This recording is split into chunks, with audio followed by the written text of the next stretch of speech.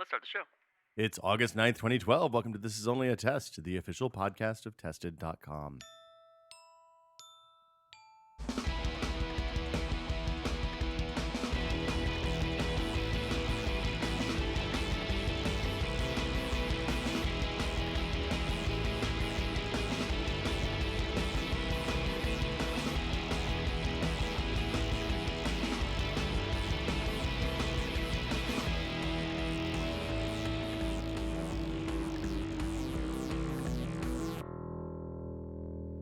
I'm Will Smith.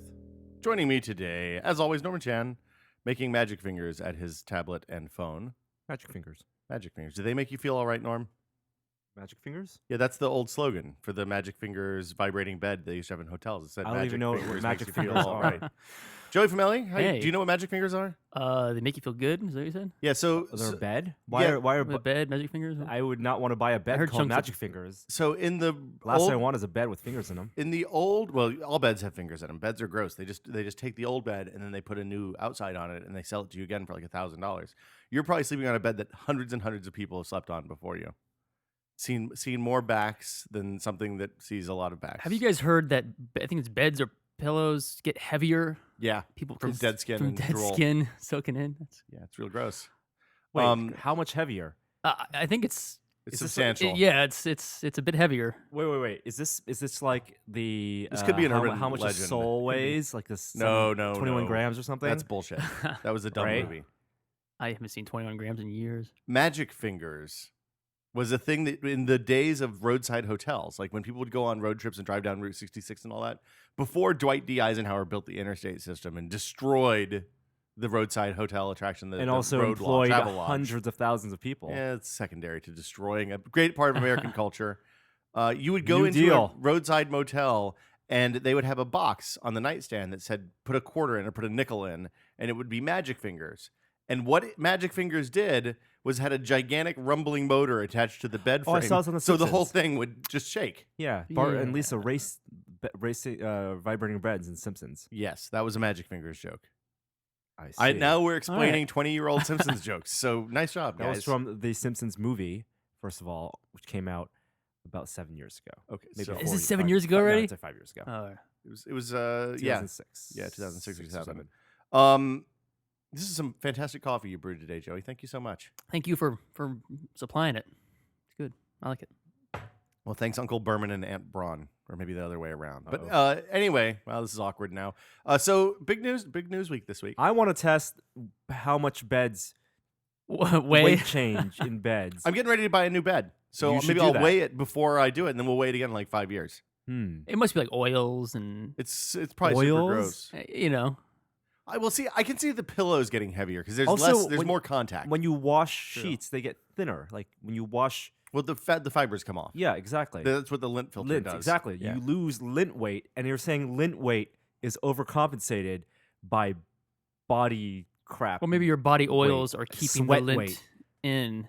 Well, there's no lint on the mattress because it's a nylon. So you're saying when your sweat soaks into the fibers of the mattress and into the down and Hold on.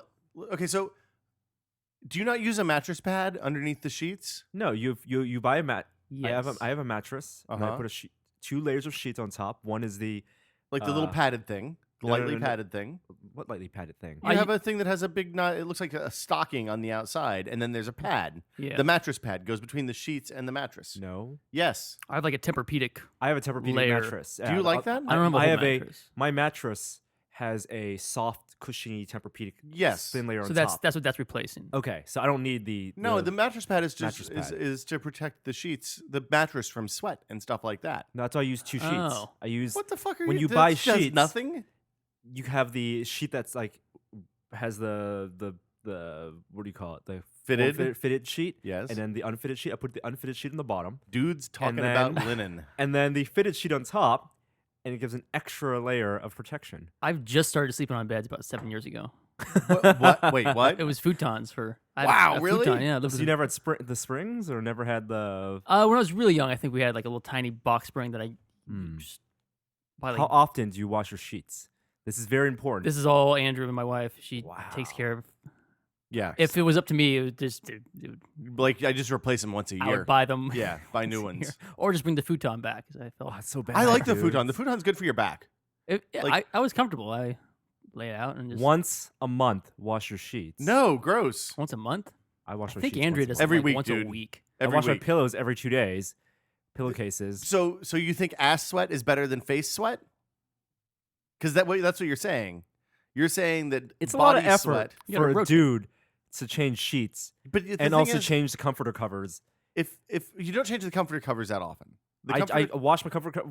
What? do you not have a sheet between the comforter cover and you? The comforter cover? No. There's Comforter? a lot of Oh, layers. so you use a duvet. It's a big down comforter Uh-huh. with the comforter cover with Uh-huh. buttons that I And that button, goes to your skin. and that goes to my skin. You're doing it completely wrong. What the fuck? Do you flip your mattress? Yes. It I makes can't it flip last my a lot. mattress You can't with a because Tempur-Pedic. I have the Tempur-Pedic layer Yeah. on top. Unless it has the Tempur-Pedic Wait, on wait, both wait. sides, So you what are can't the flip. extra sheets I need now? Okay, listen. You know how you're putting 2 sheets on? One of Okay. those sheets is supposed to go between you and the comforter. Like when you buy a sheet set and it has 2 sets he's of right. sheets, That's right. you put the fitted one on the bottom, and then you squeeze between the not fitted one, Like in a hotel room. like in a hotel room. Tightly No, I don't like that. That- tucked. no. So there's an alternative though. You can do the duvet thing, and the duvet thing, if you have like a comforter cover that's one side is like rough and exterior, and the other side is like a sheet. That's what the English do. They put like the big down I like the comforter English. inside this Very thing, hip and then to they be don't English use a right now. sheet. Well, just because of the Olympics And Doctor Who? and And Sherlock. Sherlock. Sherlock. That's what I was Yeah. thinking. That's what. I saw a guy wearing a Sherlock jacket the other day. You know, And I sales know- of those jackets Oh, went up 400% after Wow. the show debuted. that's one of those things that like you can't, normal people shouldn't wear. What? A Sherlock Holmes A jacket? Benedict Cumberbatch jacket. I don't think it's called the Cumberbatch. I'm just saying it's I not think something it's- a normal person can pull You're off. saying you can't wear what's like a good twill It's jacket? like the or- people that went out and bought the Neo Matrix kind of priest cowl things in 2000. That was a bad idea too. It's not something. It's not a fashion. Not many people can pull that off. I don't think from many a fashion people- standpoint. I think more people bought black trench coats, but maybe saw a lot I of didn't black see trench a lot coats. of You collars, saw a lot high of the weird Mandarin high collar. collars. Yeah. Mandarin collars with like the cloak that you button up and it goes all the Yeah. way. And it's Okay. like a man's skirt. So you have homework. You have to just change your sheets so it's like a normal human being. no. You can't. You have to sleep. You're not supposed No, to no. sleep And between second, the second of all, comforter. if you do the thin layer Yeah. between the comforter and you, that's Yeah. tucked in. People are gonna think you are crazy. If you like being tucked in, then that makes it impossible to do the one leg out air No, it conditioning. doesn't. Yeah. No, is tougher. You don't. One leg out air conditioning is the best invention man has ever made. It's like a radiator for your body. One leg always out. So- outside of the comforter. So here's the thing. Also, I pop my door open so I get cool air So circulation. Wes could just walk in at any moment. No, my deck door. Oh, Yeah, we do a window up and then Window- yeah. one leg just One leg. hanged Yep. over. Yep. so the window up, since we're on the ground floor and not up in a sky castle like Norm is. Last night Chloe started freaking out at like 11:30 or 12 at night, and like went over to the window and just started growling and snarling and doing all. And so I looked out the window and there was a fucking raccoon sitting on the shrub trying to get into my trash. Mm. Right there, right outside my bedroom Raccoons. window. The return of the raccoon. The only thing that was between me and the raccoon was a thin piece of insect repellent screen, like screen window. That was it. I shut the window really fast and then went outside and chased the raccoon off. It was scary. Chloe was growling though. She laid underneath the window all night protecting us, or so she could make a fast escape. I don't know which. So she hates raccoons. She does not like My raccoons. dog's not. I think Chloe's scared of raccoons. Dogs and raccoons have racial hatred. It's like in a video So game. would Chloe chase after a raccoon if you let her out? Yeah, she would be killed by a raccoon if I let her. Yeah, go those things after are. We used to have raccoons. a big raccoon problem at our old house. It was Yeah. like 4 raccoons. We wake up 4 raccoons, like Yeah. digging through things. Joe, we haven't talked about your pets on the show ever. You have 2 pets. You have a dog and a cat. Yeah. And you have a dog whose name is Lucky. He doesn't seem very lucky. He's very adorable. He's been on Matt Rory has accompanied Lucky on a live stream before. Yeah, that's right. The Oscars. Yeah, for the Oscars. Right. But you also have quite possibly the ugliest cat I've ever seen. I think Wilford Brimley's cute. it's He's pretty gnarly. He rolls over. He pushes through. he's the kind of thing you He's see a the- big ball of fur and you like roll it over like a loaf of bread and then you see a face. Yeah, exactly. He's the anti-boo. The who? The anti-Boo. Boo is the cutest dog in the world. Yeah, he's on Facebook. Pomeranian. She's on Facebook. Is Boo a girl dog or a boy dog? So my cat's Or a Boo. flat-faced Persian. So it's got like long hair and a flat face. It just kind of covers it. His tongue always sticks out. His tongue always sticks out. Yeah. He drinks water a lot, and he gets his whole head like in the water bowl, so he comes out with a lot of stringy beard. You need to shoot video of your cat. What's your Yeah. cat's name? Peaches. So we thought he was a So he was a sad. girl when we got him. It's a tragedy. Poor Peaches. Tragedy. We took him to the vet, and the vet was like, "We can't spay this cat. It's a dude." I'm like, oh. Spay him anyway. At that point, he's So do Peaches, the Peaches and transgender Lucky cat. get along? Yes, yeah, they get along. Oh, see, so that's they're the both thing. about the same age, both about 10 now. And they get Wow. along great. So Lucky's got one ear. His mom bit it off during Oh. birth. So they're both a weird looking. Lucky couple else isn't animals. Lucky 3-legged too or something? No, he's got Oh, all okay. 4 legs, just one ear. Okay. And yeah, Peaches he like comes over and cleans his nubbin of an ear. That's Oh, nice. so Yeah, that's, he's that's like, nice. They're "Aw." friends. Yeah, they're totally That's buddies. the thing. Whenever I have a new cat and a dog, or a cat and dog that I never met, my wish is that they always get along. Yeah. And I hold the dog up to the cat, and the dog's always inquisitive, and the cat just tenses up. Well, the cat is most cats want nothing to do with a dog. Yeah. There's a lot of pictures I have of just Peaches. I think it's more Peaches likes Lucky. Like Lucky will just be sleeping. Peaches will come over and like lay on his head or on him and Kinda sleep. wiggle over. Yeah, and then you see Lucky kind of open his eyes, like a little annoyed. this but all just needs to be kinda- on video. See, Yeah. A new Tumblr account. Chloe, Lucky Peaches. Tumblr. There was actually an old GeoCities site called Staffords and Cats, What's- and it's my dog's an American Staffordshire Terrier. Oh, okay. So I was like, oh my god, that's the exact combination I have. So I went Yeah. to the site, and it was all pictures of people with American Staffordshires and cats. Wow. That's real. There's something for everybody on the internet. Yeah, so I posted some pictures on there. So big news week this week. Yes. The Mars Science Laboratory, or MSL. we should probably say that Gary's still on unpaid paternity He's leave. he's this also week. working. Yeah, he's we're working on Walking Dead stuff, I think, too. So he maybe he'll be back next week. We're hopeful. Not that we don't love having Joey here. We have 4 chairs. Oh, We okay, do thanks. have 4 chairs. We do. We're getting more. Mars Curiosity, the rover is landed. Wheels down. MSL. MSL. Mars Science Laboratory. Yes, that's what I just said. Sunday night, Yep. 10:30 p.m. our time, but the fun really started around Like 11:30.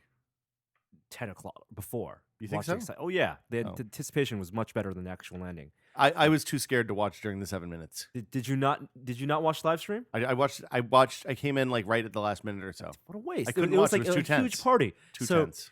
on the NASA JPL Ustream channel, Yeah. about 500,000 people watched Mars Curiosity lander make the Well, kind landing of. attempt. Yeah. Well, watch it on watch the control room. The control room. Yeah. And if you followed Twitter and also watched live stream at the same time, it was awesome and hilarious. More people watched the Ustream that evening than was watching CNN. Well, that's a the low time. bar these days because I mean nobody likes Pierce Morgan, really. I don't know who was on CNN that night. So but this is the as it's going in there. This is the it's like a really low percentage So that we succeed in. they hitting- NASA has never said what percentage. Yeah, they wouldn't have spent expect. $2 billion if it was a low percentage. They probably as scientists, they probably overcompensated and planned for lots of redundancies And but over engineer everything. They never said what they expected. They said it was very risky, and it was very risky. A lot of the things were untested in that environment.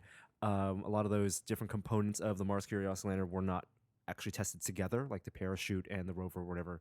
Well, and even together. in some of the tests, they went horribly wrong. Like the first time they tested the parachute in the wind tunnel, it just ripped to shreds, and boom, that was it. So they launched it late last year, Yeah, and to get to Mars, it is what it's several hundred days. it depends on orbits. Like we can be close to Mars when it's a couple of hundred days, or we can be far from Mars when it's like 2 years. And NASA has 2 satellites around Mars. Right, Odyssey and the one I the- can never remember, MRO, Mars Reconnaissance Orbiter. Yeah. And so these are the satellites in low orbit around Mars that can relay information and data, but and also to relay signal to Curiosity. Yeah.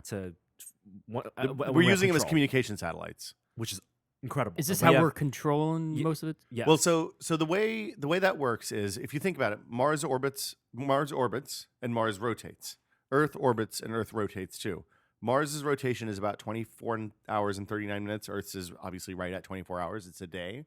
So if they didn't use the satellites to communicate, the only time we'd be able to actually talk to Curiosity is when it happens to be on a side of Mars that faces the side Earth. Direct line of sight. Right.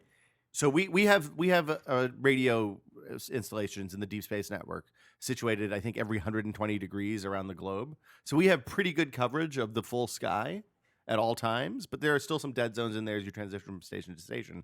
But what they're able to do is basically use a lower power radio on Curiosity, send the signal up to the Mars Odyssey and MRO, and then they buffer it there, and then those things blast it to us because they both orbit faster, so they have more opportunities to send stuff around. It's basically and they're higher. Independence Day. It's fucking insane. We're using satellites in our favor. It's communication satellites. We're using these satellites that pre-exist in Mars orbit as communication satellites. And are they Flip that they good? laptop around. Well, it's still slow. Is everyone, okay. This is the thing. Very low bit rate, very slow, but you can queue up instructions and data. When you send straight from the rover, it's like 500 bits per second to modem speed, like 33.6 kilobits a second.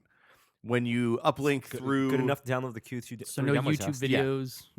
Well, YouTube videos take like 20 hours. Those high def videos that they're posting take like 20 hours to at transfer 10 that way. FPS.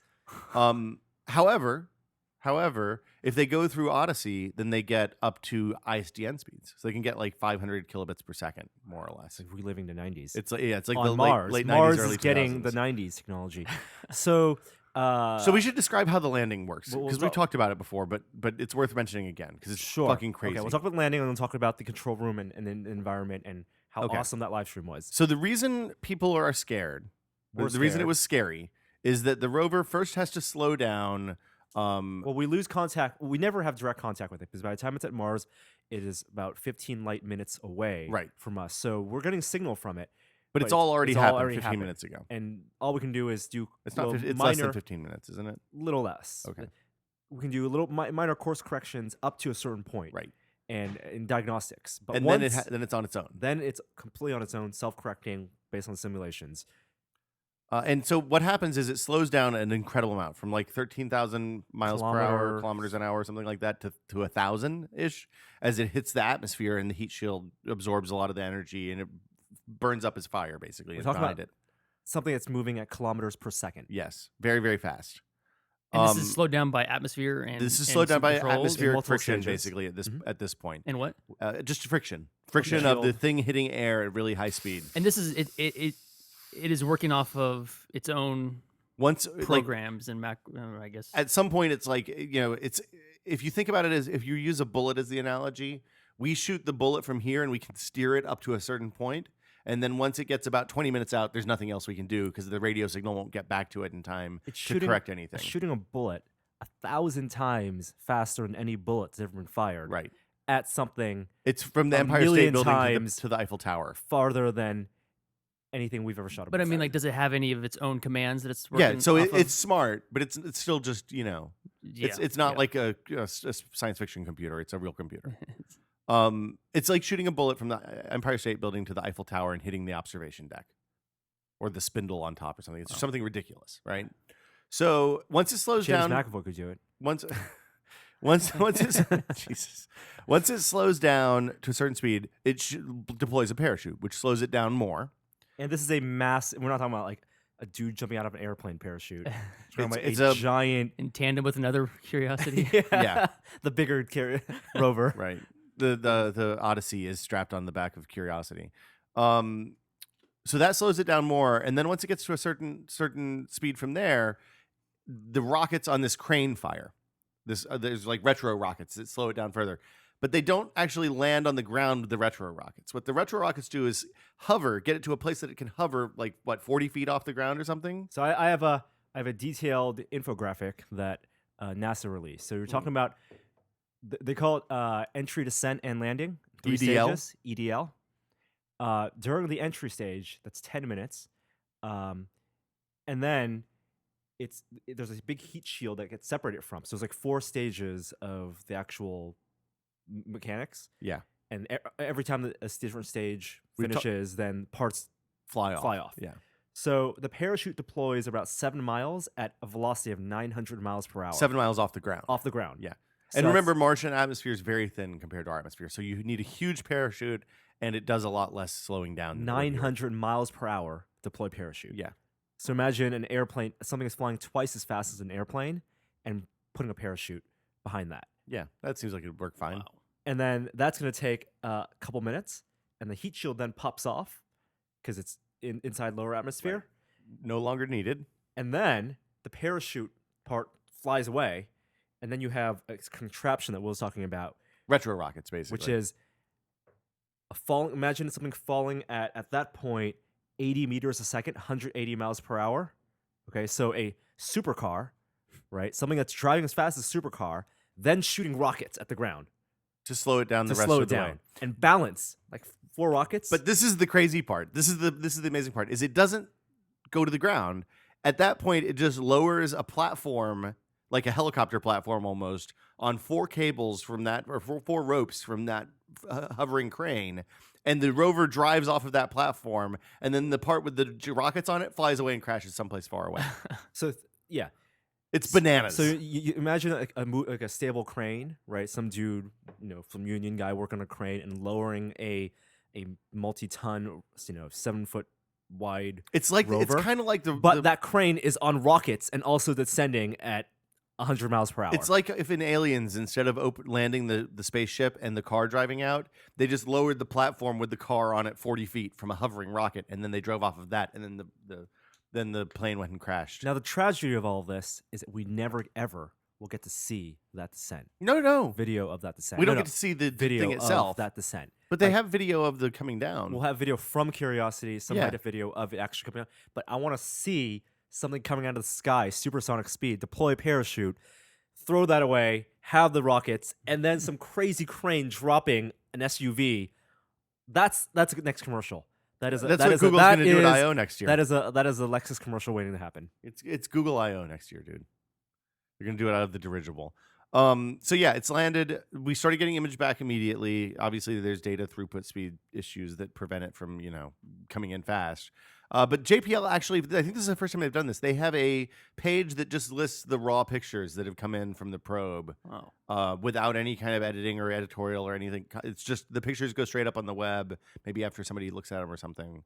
And it's really cool because right now they're going through all the diagnostic stuff. So they're like turning on cameras and all the different science packages and the radios and all the stuff that was off during transit, spinning up the reactor and all that stuff. So for the most part, the Curiosity is just standing still right now. It hasn't moved at all. Well, I mean, it rolled off the platform. Yeah, once it has wheels, right? It has like 6 wheels, rolls off the platform, and then it has to kind of deploy itself because It like there's a whole unfolds. mast camera, and it has okay. a crazy laser that burns away, vaporizes. To study rocks, Yeah, yeah. exactly. So it should. I think the last I heard, the first drive is scheduled for 5 days after landing, which is A couple days from now. 2 to 3 days from now. I can't remember. It landed on Sunday, so So probably Friday or Saturday. Yeah, so they're still deploying, doing diagnostics. It's going to be there for a long, long time. We're getting some high-res photos now, a lot of composites. It can take a lot of small thumbnails images right now with its nav cam. So they're compositing like hundreds of small little black and white and color photos and making little panoramas. And so the big stuff that's changed with this is that it's a much bigger probe. It's a ton versus like 300-400 pounds, which is what the last Spirit and Opportunity were.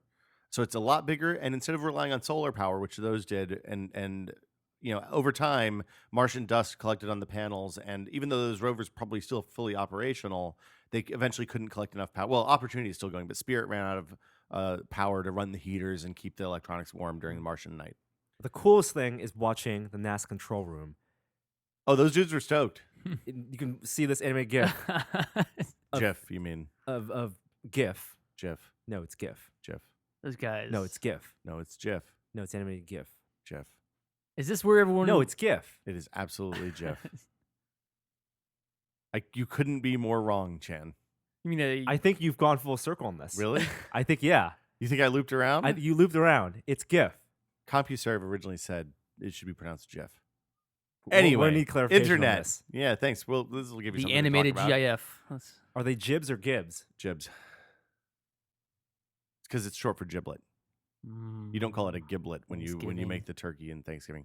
We need to have a holiday in the springtime that involves a food? right? Like a food. I mean, I Yeah. guess Easter's kind of that, but I'm not onto the whole nailing people onto things thing. Yeah. So yeah, we need a food holiday in the springtime that involves turkey and stuffing, And and gravy, overeating. and giblets, and wine, and watching Detroit lose. Because watching the Tigers lose is one of the high points of Thanksgiving every year. So you can actually go to ustream.com, ustream.tv/NASA JPL, and they're doing daily updates every morning about 10 a.m. PST. Yep.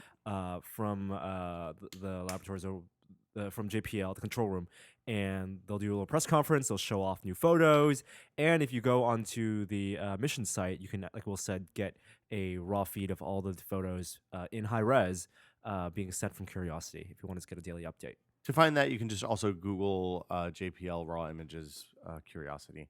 The other thing that's really interesting to this about me is they shot a picture. The NASA nerds figured out exactly where they needed to aim the camera on one of the satellites to take a picture of Curiosity coming down into the atmosphere. You see a tiny I speck. saw that. Yeah. It's Parachute. unbelievable. They also got a picture of the heat shield after it had been jettisoned, falling down from the sky, which also is bananas. It's crazy stuff. So what is this Mohawk guy everyone keeps talking about Exactly. on Twitter? No They're- idea. In the control room, There was a guy with a Mohawk, and you see all the faces. It was like Contact, except a much smaller, compact room. yeah. It was not like Contact. Okay to go. Okay to go. Okay to go. It wasn't like massive, like from the movies, but it was more like that small room that was in the beginning of Contact when they all huddled in and grabbed like the When they were CRT listening to TVs. the Pepsi, the sound, yeah. And everyone was wearing the blue NASA JPL MSL mission polo. Yep. And there was one dude who had a sweet mohawk. You think they're coming back? You'd look good with a mohawk, Sweet Jan. mohawk. Joey could do the mohawk. Everyone on Twitter was talking about it. Yeah. I wasn't watching the stream. I was just, what's going on over there? Norm, you could totally pull the mohawk. You have long enough hair on the top to do it. You could get a really can, nice high one. Get some products. If we raise $250,000 on Octobercast, If I get a 10% cut, then I will do the mohawk. I think it's for the kids, Norm. Don't be greedy. My discretion. You wouldn't. Your hair grows back, but those kids. Think about the kids. For some Norm. people. Low blow, dude. Okay, so Curiosity's landed. Science continues. It'll really start cranking up in coming weeks, but it's a slow burn. It's a long-term project. It has a nuclear reactor, so it can run for theoretically a very, very long time, assuming we don't fuck up and crash the rover. A lot of interesting stories about the actual hardware inside Curiosity. It's running basically PowerPC. I think I want to say like 700 megahertz. It's real and- slow. I think it was 400 actually. And the company that makes it, it's not like an Intel or an Alienware. Right. There are companies that specifically make hardware for satellites and Space. for space equipment, Space. and it's all like crazy tested to work in extreme conditions and the redundancies. Well, because the thing that happens in space is there's no we're protected from a lot of cosmic particles from the atmosphere and from the magnetosphere and all the Van Allen belts and all that stuff. When you're on Mars, you don't have a lot of that stuff. So, like solar flares and all sorts of Cosmic radiation. Cosmic radiation is a real problem, and it will gradually degrade the power of the performance of microchips if it's not properly shielded. There's only 2 gigs of flash storage on Curiosity. Yeah. Hmm. Yeah. So yeah, Curiosity's there. It's in Mars. There's a 1-ton car about to start driving around Mars now, which is bananas. Bananas. Matt Honan, our friend Matt Honan from over at Wired got hacked. I don't know Matt Honan, but seems like He's a nice guy. nice He's dude. affable. Yeah, I thought he was Canadian at first when I first met him, but no, he's a nice enough guy. What happened? It's an interesting story because while he did make some pretty big mistakes about backing up his computers and things like that, which Norm, do you back up your computers? Yeah, I have a Windows Sub server backup computer. Joey, do you back up your computers? Yes, my personal. You should back up your computers, Joey. I do. You had to think about it for too long. I got one. You have a time machine disk I plugged got in one there? drive doing Time Machine. Okay, Um, that counts. That's a backup. there are more things I should back up. Yes, backing up is important. I don't back up enough. I back up. I have a Windows Home server at home, and I have a time capsule for the Macs, so I back up two different places. But whether it's a Windows machine or an Apple machine. So Matt made some mistakes, but he got hacked in a way that I think is largely unexpected. Basically, based on Apple and Amazon doing really dopey things with their security, and Google too, frankly. So the way this worked was some malicious individuals went out, saw his Twitter handle, which is just MAT. It's a low 3 characters. It's a good name. They wanted to get the Twitter handle. So they looked at his Twitter profile, found his homepage, found his email address and home address from the DNS registration for his personal homepage, which was all attached to the Twitter account. And then we're able to use that to instigate a password recovery on Gmail, on Google. On the Gmail password recovery, even though they didn't have the password, when you hit do I have my password? It gives the first few characters of one name and the last few characters of another of the email address. So they were able to look at the m@somethingme.com and say, oh, it's probably Matt Honan at me.com. And then we're able to take advantage of some holes in Apple and Amazon's stuff. So they went to Amazon. They called Amazon and said, hey, I'm Matt Honan. Here's where I live. Here's my billing address. Here's my email address. I need to add a credit card to my Amazon account. Once they did that, they hung up the phone, waited a few hours, called back and said, hey, I'm Matt Honan and I'm locked out of my Amazon account. Can we change the email address on there? I don't have access to the old email anymore. And they said, okay, well, give me your name, your email address, your home address, and one of the credit cards on file on the account. So they used the credit card that they just added moments before to gain access to his Amazon account. Once they had changed the email address to their email, they were able to recover the password to Amazon. And when you go to the Amazon billing page, it gives you the last 4 digits of every credit card on the account. Now, this is where it gets really bad. All Apple needs to restore an Apple ID is your name, the email, the @me.com address that you're trying to get into, and the billing address and the last 4 digits of the credit card on the account. So they went into his Amazon account, looked at the credit cards, and said, oh, I don't know which one it is on the account. Is it this one, or is it this one, or is it this one? Hit the right one, and they recovered the password for his Apple ID. So at this point, his Amazon account is hacked, his Apple ID is hacked, and now they have access to the account that's hooked up to Gmail, and they'll recover password for his Gmail account, for his Google account. All to get his Twitter handle? Once they got into his Gmail account, they went and got his Twitter password, took over Twitter, took over the other stuff they wanted to do, deleted his Google account, wiped his Mac, his iPhone, and his iPad using Find My iPhone, Find My iPad, and Find My Mac. Yeah, Norm's making a bad face right now. This is real scary. It's Veronica Mars bullshit. And then close that account as well. I think. I can't remember if they closed that account or not. And then they started posting horrible racist stuff to his Twitter feed. And about that time was like when his iPhone, he said when he realized it was when his iPhone rebooted and came up to the, hey, you need to restore thing. That's the scariest thing to wake up to. But because they deleted his Apple ID, his backups were gone for that. And then he went to his computer, and his computer immediately shut down and rebooted. When he turned it on, it was like, oh, fuck, this is really bad. So he ran and unplugged his router. He lost all of the pictures of the first year of his kid's life because he hadn't backed up, which is agreed, really dumb. You should always back up. And it was a really bad day, basically. A couple of days, the next day, one of the guys who did the hack contacted him via Twitter because he set up a new Twitter account to be able to communicate with people, and basically said, look, I'll tell you how we did this if you promise not to press charges. And they went through the whole, I don't think that's legally binding, by the way. They went through the whole process, and then a couple people at Wired, Robbie Baldwin, who's a friend of Norm and mine, went and Christina, I can't remember her last name. Bonington, thanks.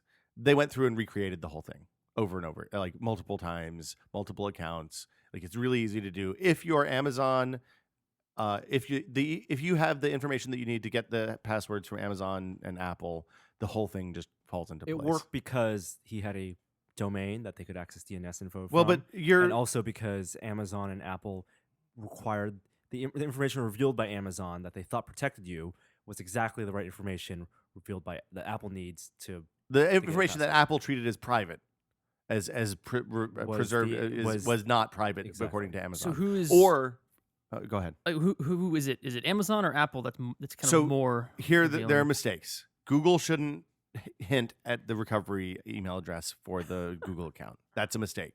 That's number one. Yeah. Amazon shouldn't display the last 4 digits of a credit card.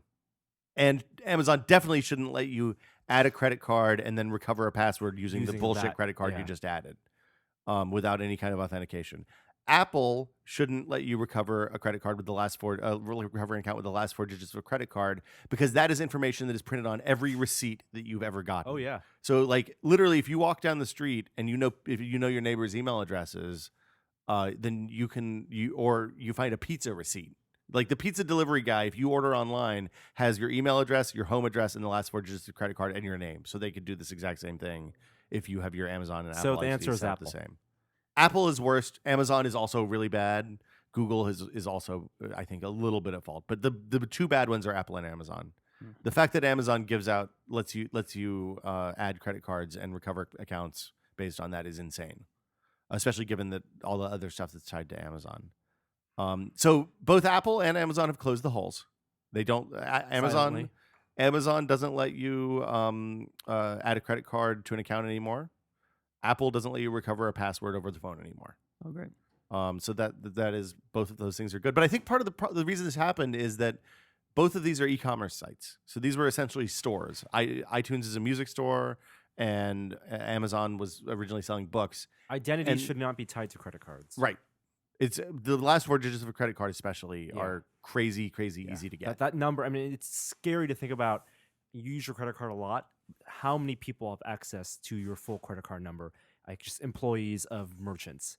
Yeah, if you go to Foot Locker and buy a pair of tennis shoes, the 16-year-old behind the counter has access to your has credit. So much power. When I used to deliver pizzas in college, like Yeah. we would take a imprint of their Yeah, credit exactly. card. Or when you order pizza online or over the phone, they'll ask you for your credit card number and expiration date. Right, the kid writes it down twice. Yeah. Keeps his, gives one to the Exactly. to It the is pizza place. scary. Do not tie identity to credit cards. And the bad thing, so Amazon doesn't ask personal questions to restore accounts. Apple actually does. The scary thing is that they didn't require the personal questions to have correct answers in order to give the attackers access to Really? Matt's account. No, Oh.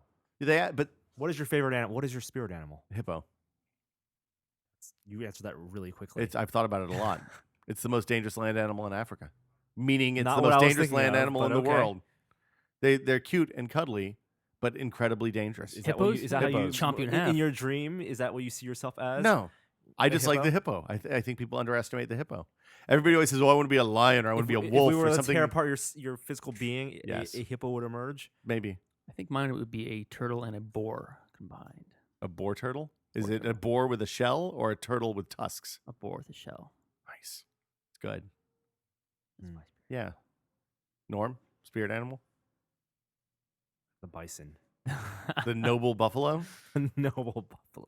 Wow. On the back of a nickel, even. Mm. So yeah, that's the hack. The two Apple Amazon holes have supposedly been closed. I haven't tested that, but everybody's reporting that it is. And they plugged these holes before this whole wired. No, No. no, after the wired thing. I mean the. So wait, why did they recreate? You were saying that They were trying to. they were test trying to make sure that the thing that the internet criminal said was true was actually true. okay. Right. It's scary. This is why when don't offend people on the internet. Sometimes they can do terrible stuff to you. Well, and the really scary thing about this is that even I'm had putting he a bounty on Will Smith's Gmail account. no. Don't do it. Don't do it. Even if you had followed the rules, the basic rules, like use different passwords for everything, don't that kind of stuff, it wouldn't have helped in this case. Yeah, even if you had really strong passwords, Right. the fact that you can password recover. Right. The Means social it's- engineering end around Like, the password is terrifying. They did not decrypt anything. They just did went not- through holes no. and got what they They needed. talked to people and got them to do what they needed them to do. Ooh, Wow. social engineering, the Jedi mind trick, Right. the password out of people. Right. So the takeaway, I wrote a story that explains the things you can do to help insulate yourself from this. There's honestly nothing you can do to protect yourself against bad security policies on big vendors. Apple doesn't let you not have a card on your account and buy stuff from them. So if you need to buy apps or you're buying movies or music or books or something from Apple, you're boned. You can't take a card away from there. You can get single vendor cards authorized from a lot of banks. I think Chase and Wells Fargo both do that. Bank of America doesn't. So you can say, okay, this is the card that's only accessible, that I only use for Apple. It's a number that's associated with your real account, but it isn't the real number. And not using the same card on Apple and Amazon would obviously protect you from this. not using the same email address, not using a publicly visible email address. I think that's the next step, is to move all of your stuff that needs to be secure onto an email address that no one knows except for those parties and you. So you recommend having one email just for those vendors? I mean, if you're a public-facing individual, I feel like you should have a secret email and a real email, a public email. Because using email for correspondence is a little bit crazy. I want to use Outlook.com. Turning on two-factor authentication in Google is another thing. Let's talk about that in what we're testing, because I've spent a lot of time turning on two-factor the last week. It's a big pain in the ass. I've been using two-factor for years. I never turned it on because it was a big pain in the ass. It is a big pain in the ass. Yeah. Every time you have a new device, you need to log into Google. It's not even that. It's all the one-use passwords. That's the every problem. time a new device. Yeah. It's because nothing supports two-factor except for 3 or 4 Google apps, it seems like. But that'll help. You should read the story if you're worried about this, basically. There's not more to do with it than that. Do we want to talk about this more, or we want to move on?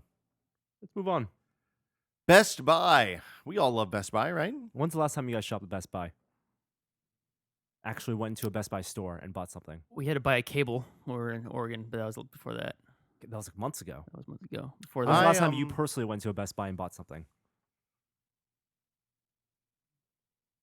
I don't ever buy any media there because it's expensive. Sometimes I buy games on release day because they always have them if I want them. I didn't pre-order because pre-ordering is evil. I buy toilet paper on Amazon. I buy everything on Amazon. I buy toilet paper on Amazon. Well, Amazon now, is too. destroying Best Buy, and Best Buy is not doing well. They have so much overhead with their store spaces, shelf space, and storage. They've shut down some brick and mortar locations. And their online site is not the best. No. And they can't compete with themselves with pricing. So you mean what you're saying is they can't put a cheaper thing on bestbuy.com than it would be in the store? Exactly. Yeah. And really, they're not doing so well. Not doing so hot. So they ran off their founder in June. Mr. A few months ago, March, I guess. Or Mr. Best. Mr. Best, yeah. And he has, with the stock prices tanked, and he's basically come up with a plan that says, hey, I want to take the company private and buy back outstanding shares. Let's say he has not revealed his plan. He has said that he has a plan. He's said he has intent to take the company private. So he wants to buy the company back. How much shares does he? He has 20% of shares still, and he wants to spend like $8 billion. I think it was $8. $8 billion to buy Best Buy. Yeah, and own it himself. It's not a good purchase. Yeah, you should buy Best Buy stock. Don't buy Best Buy stock. No, because we say so. Well, Best Buy stock has gone way up in the last few days. Not that that is any indication of future performance, nor are we registered analysts or stockbrokers or anything like that. So Best Buy. I have to assume if he's willing to sink this much money into it, he has a plan. But what could his plan be? That's the question. I don't have any idea what he can do to fix Best Buy. I mean, he could make it you know what? Actually, I do have a good idea what he could do to fix Best Buy. Get rid of Geek Squad. No. If Best Buy, instead of being a place where anybody could sell whatever they want, if it was actually a store where they only had stuff that was good. Because the problem with Best Buy is you go into the cell phone section, there's 85 phones, and there's only 3 in there that are good. You're saying a curated. I'm saying a curated retail experience. Because that's what you get. Like, if you boil it down to it, when you go to the Apple store, that's kind of what you get. There's a lot of crap. There's a fair amount of crap back there, but it's all the accessory rack. All crap. It's all in specific sections. Right. I'm just saying, if they said, hey, this is the best refrigerator on the market, and they only sold that 3 refrigerators. What's to prevent people from walking into the Best Buy, noting what to buy, and then going on Amazon and getting next day delivery? Well, if they're only selling the good one, I would think that they'd be able to. If they're pushing it hard and doing a lot of volume in it, I think they'd be able to get a deal with the manufacturer. The problem with the stuff that's good is that often is the stuff that is not in large volume. No, I know. Or tough to find.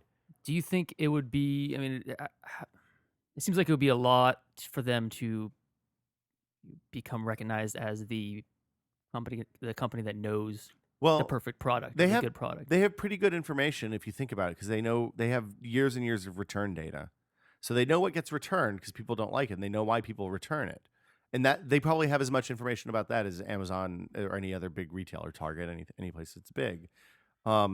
If they built out product testing. I mean, if you could trust them to be independent, even if they have the best intent, they would get screwed by the manufacturers. Well, that's true, because Samsung's not going to say, "Oh, you can only sell.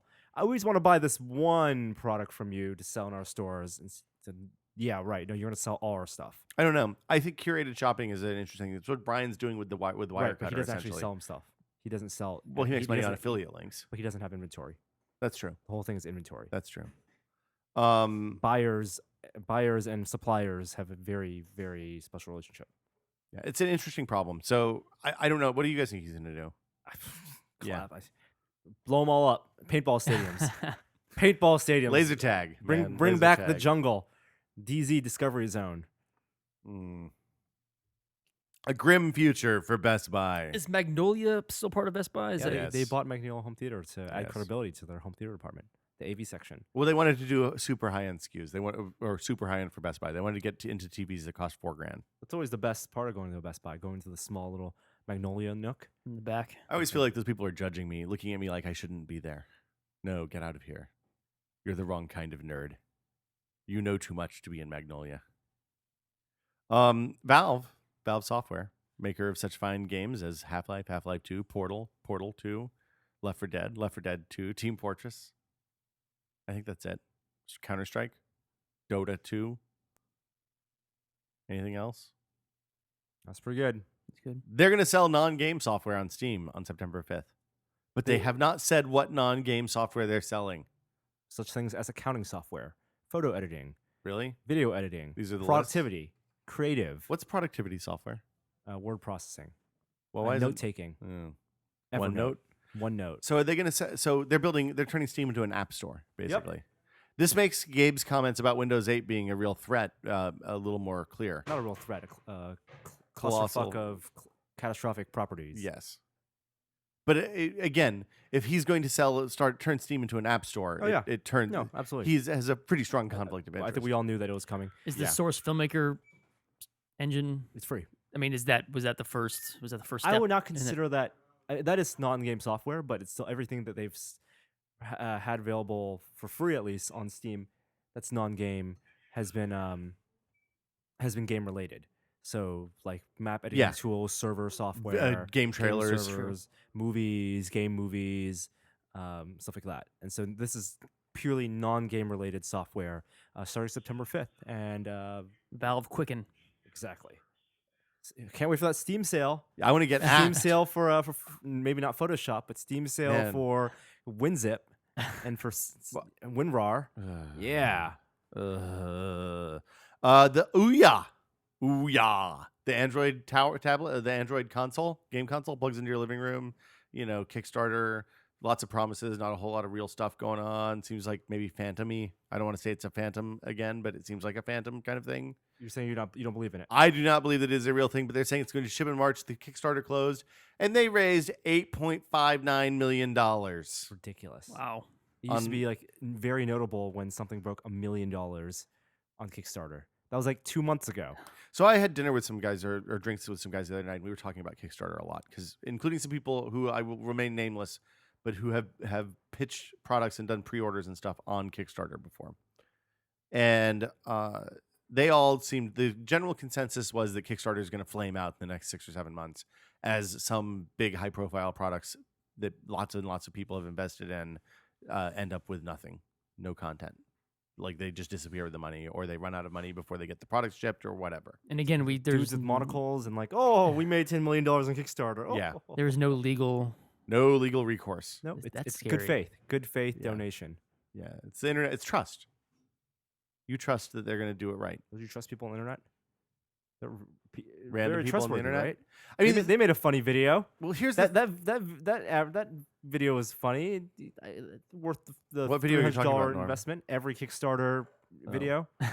so far, the only thing that I've kickstarted that didn't deliver on time was that time lapse plus thing that we kickstarted last year, and he has been delayed and delayed and delayed. But it seems like that's finally going to ship real soon.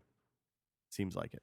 But do you think this will still be something for media, like cinema or like movies, books? Or not books, I guess, but I don't know. I mean, the thing is, I look at the stuff that's come out of Kickstarter so far, and most of it's been pretty good. Like Indie Game the movie was one of the early Kickstarters. They raised a couple $100,000, and it turned out. I really enjoyed the movie. I thought it was good.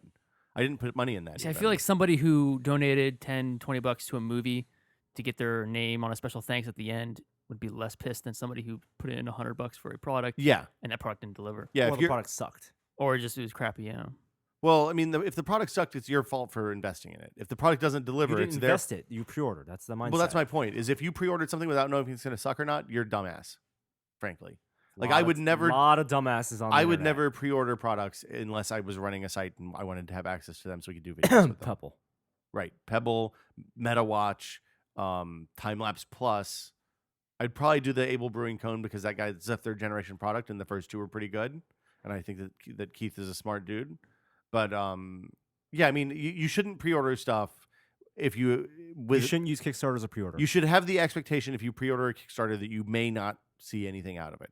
Because even if they have good intentions, like it's easy. Some of the guys I was talking to were in the process of production now, and they're like, "Yeah, we had no idea how involved it was getting stuff from China, and like if the schedule that we originally planned was so tight, so that if the first batch of stuff came back wrong, which is what happened to the Timelapse Plus guys, then there was no wiggle room for them to fix that, and they ended up having to push the launch back 2 months." Because they had to get the Chinese company that did the initial hardware to redo the entire thing because they'd fucked up. So, and all of that stuff costs money. All of that stuff adds to the cost. And if you're talking about a startup where all of their money came from Kickstarter and dudes, their parents, then you're basically, when they run out of Kickstarter money, it's over. Because the company that makes the case for them or whatever isn't going to give them credit. So yeah, it's a real. There's potential for heartache. I still think the potential for good dramatically outweighs that. Because if you look at somebody who was starting a company and they spend 6 months building a prototype in their garage, and then they want to productize that, the two routes right now are to go to the bank and get a loan, which is impossible unless you have a lot of collateral. You can go to VCs and get a lot of money, but then they're going to want you to do things that productize that and make a shitload of money on it much, much faster than is probably good for the long-term health of the product. And lawyers get involved. Yeah, and you're going to lose your part of it. So the people who make it are going to end up with a small fraction. Yeah, you know how it works. Or you can go to Kickstarter and hopefully raise enough money to struggle by and get the first product out. And then you actually have something that when you go to get VC money or get a loan, you can without having to give the company away. Yeah, kickstart your company. Yeah, Kickstarter is a good thing. Is making $1 million on Kickstarter now having the new having 1 million users on your social app? Like you go to your VC and like, I raised $1 million on Kickstarter. Now give me $10 million. I think it. I have think a it million may be users on my service. But if you think about it, the beautiful thing about raising $1 million on Kickstarter is it gives you it gives you something to show, so that you don't have to give away 80% of your company in order to get $10 million. You don't give away anything of your company. Well, it depends on whether you can live on the $1 million you get from Kickstarter. You need actually more to get going, because $1 million, if you have 10 people working for you, isn't that much. It's true. It's maybe 9 months of operations, maybe 8. So what's Penny Arcade at? They're going ad free for. The Penny Arcade thing is a little different. I mean, the Penny Arcade thing is. But they have to basically support their company of right, 20. Which they are supporting right now. So with ads and products. Well, but they're like, I get why they're doing that. I mean, they could have built a service that does the exact same thing, but people are already using Kickstarter, and there's already users there, and people already have their credit cards in Amazon. So why spend a lot of time and money developing something that replicates Kickstarter when you can just use Kickstarter and give them a small percentage of the take? Like, they're using it as a service for collecting money in exchange for goods or services from people. And is that what Kickstarter is going to eventually become? A subscription service for websites? I mean, I think the brilliant thing about Kickstarter is it can be any number of things. It's open ended. Kickstart my new business plan. It's receiving money for goods and services. It's as if okay. That's what it is. So Ouya coming out in March. Did you buy one, Norm? No. Right. I mean, $100. I'm low on the list. It'd be too late. I don't want to be low on the list. You can pre-order now. They have pre-orders still open on the site. But the whole point of Kickstarter is if you get in early. Quote unquote, get in early, then you get the first batch, and that's really only when I would want it. Getting the first batch does not seem like a good thing to me, because that means you also get the buggy, fucked up ones. Yeah, there was some support. Okay. Lenovo announced a Windows 8 Pro tablet.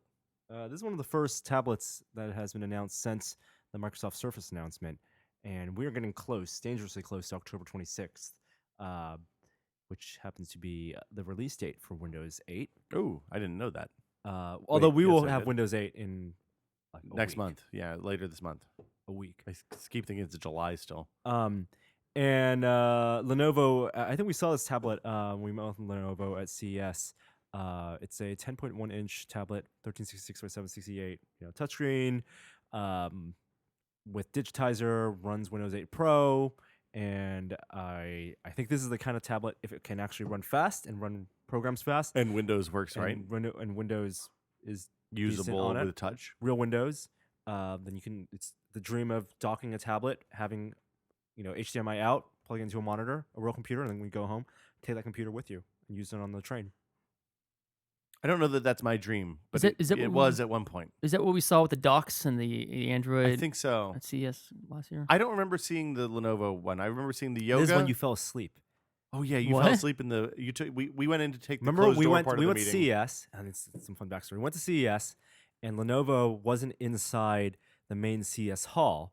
They had the trailer outside next to the what was it? The Storm Giant Chasers, satellites, yeah. Storm Chaser satellite stuff display, because they use the Lenovo laptops. They're a sponsor, and so we went inside the trailer. We got the product demo of all the stuff. So they had a big touchscreen computer that you can have 10 fingers on it or multiple They hands had on the it. they had the Android in TV the from Android Hong Kong. from Is that China. where the Yoga? The Yoga Yeah. foldable laptop was. So we got that stuff, and then we took our private meeting for the stuff that they had never not announced yet.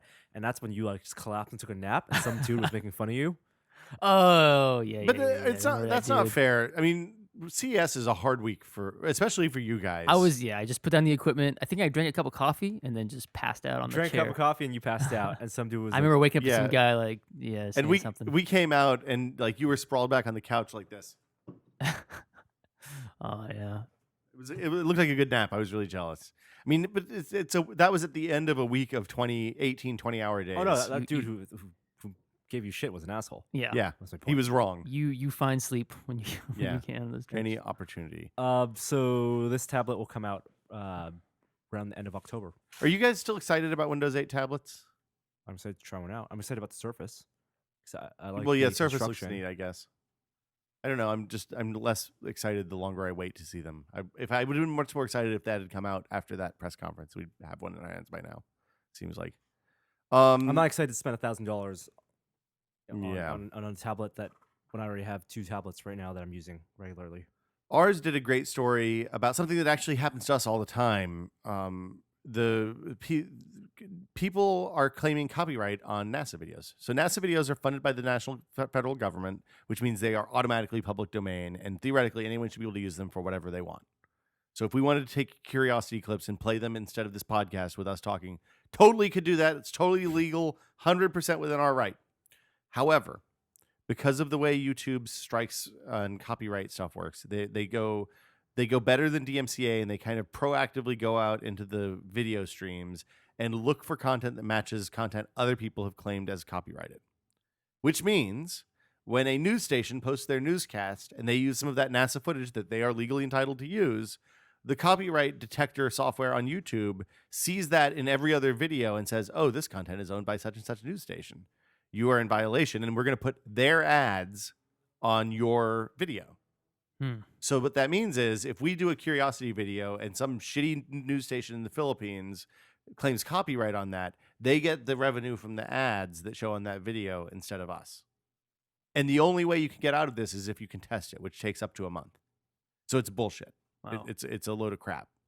Ours did a good story about it. It's something literally I deal with all the day because I always go through and contest those, and it happens to a lot of stuff that even uses royalty-free music. So I guess Yeah, I've noticed that. it was before you started really working all the time with us, but there were some royalty-free tracks that always triggered it that we just stopped using because of it was literally a news station in the Philippines uses them as part of their newscast that uses the same one. So everything we posted with that soundtrack would get the copyright thing, and they'd put ads up on it. It's like the Video Copilot Pro scores that we use too. Yeah. So many other people use it. Epic Mealtime uses that exclusively, and Yeah, and I mean, stuff everyone's bought. that Top they're Chef like- uses some of that stuff. Yeah. Yeah. So they did a good story about I it. can't wait till some big news organization uses the MakerBot music. Oh, that'd be Yeah. the best. The best. Yeah, so that's a thing. It was a good story. It's on ours. If you search for Curiosity YouTube videos, it pops right up. Wow. There's a video that just was posted of a NASA test flight of a new lander a prototype lander called Morpheus. What the one that landed 4 days ago isn't new enough for you, No, Chad? this one's 15 minutes ago. A prototype lander for future space missions. Did a $7 million lander they just tested today. Flew up about 5 feet and then collapsed down and exploded. Oops.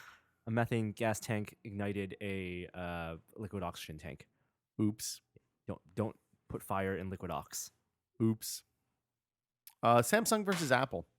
This is a thing that's happening in San Jose right now. Right now, 2 weeks. We could go down and going watch on. this, but it seems like it would be really super duper boring. So we're not going to talk about it for very long. You want to go to courtroom and hear lawyers talking about rectangles Yeah, sounds and smartphones? So Apple sued Samsung to the tune of $2.5 billion with a B.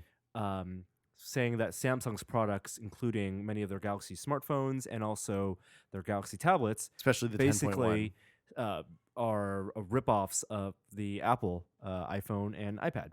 Design. And design-wise, yes, it's a design patent. And Samsung sued back, saying that Apple, a lot of technologies in the iOS products are infringe on Samsung's patents.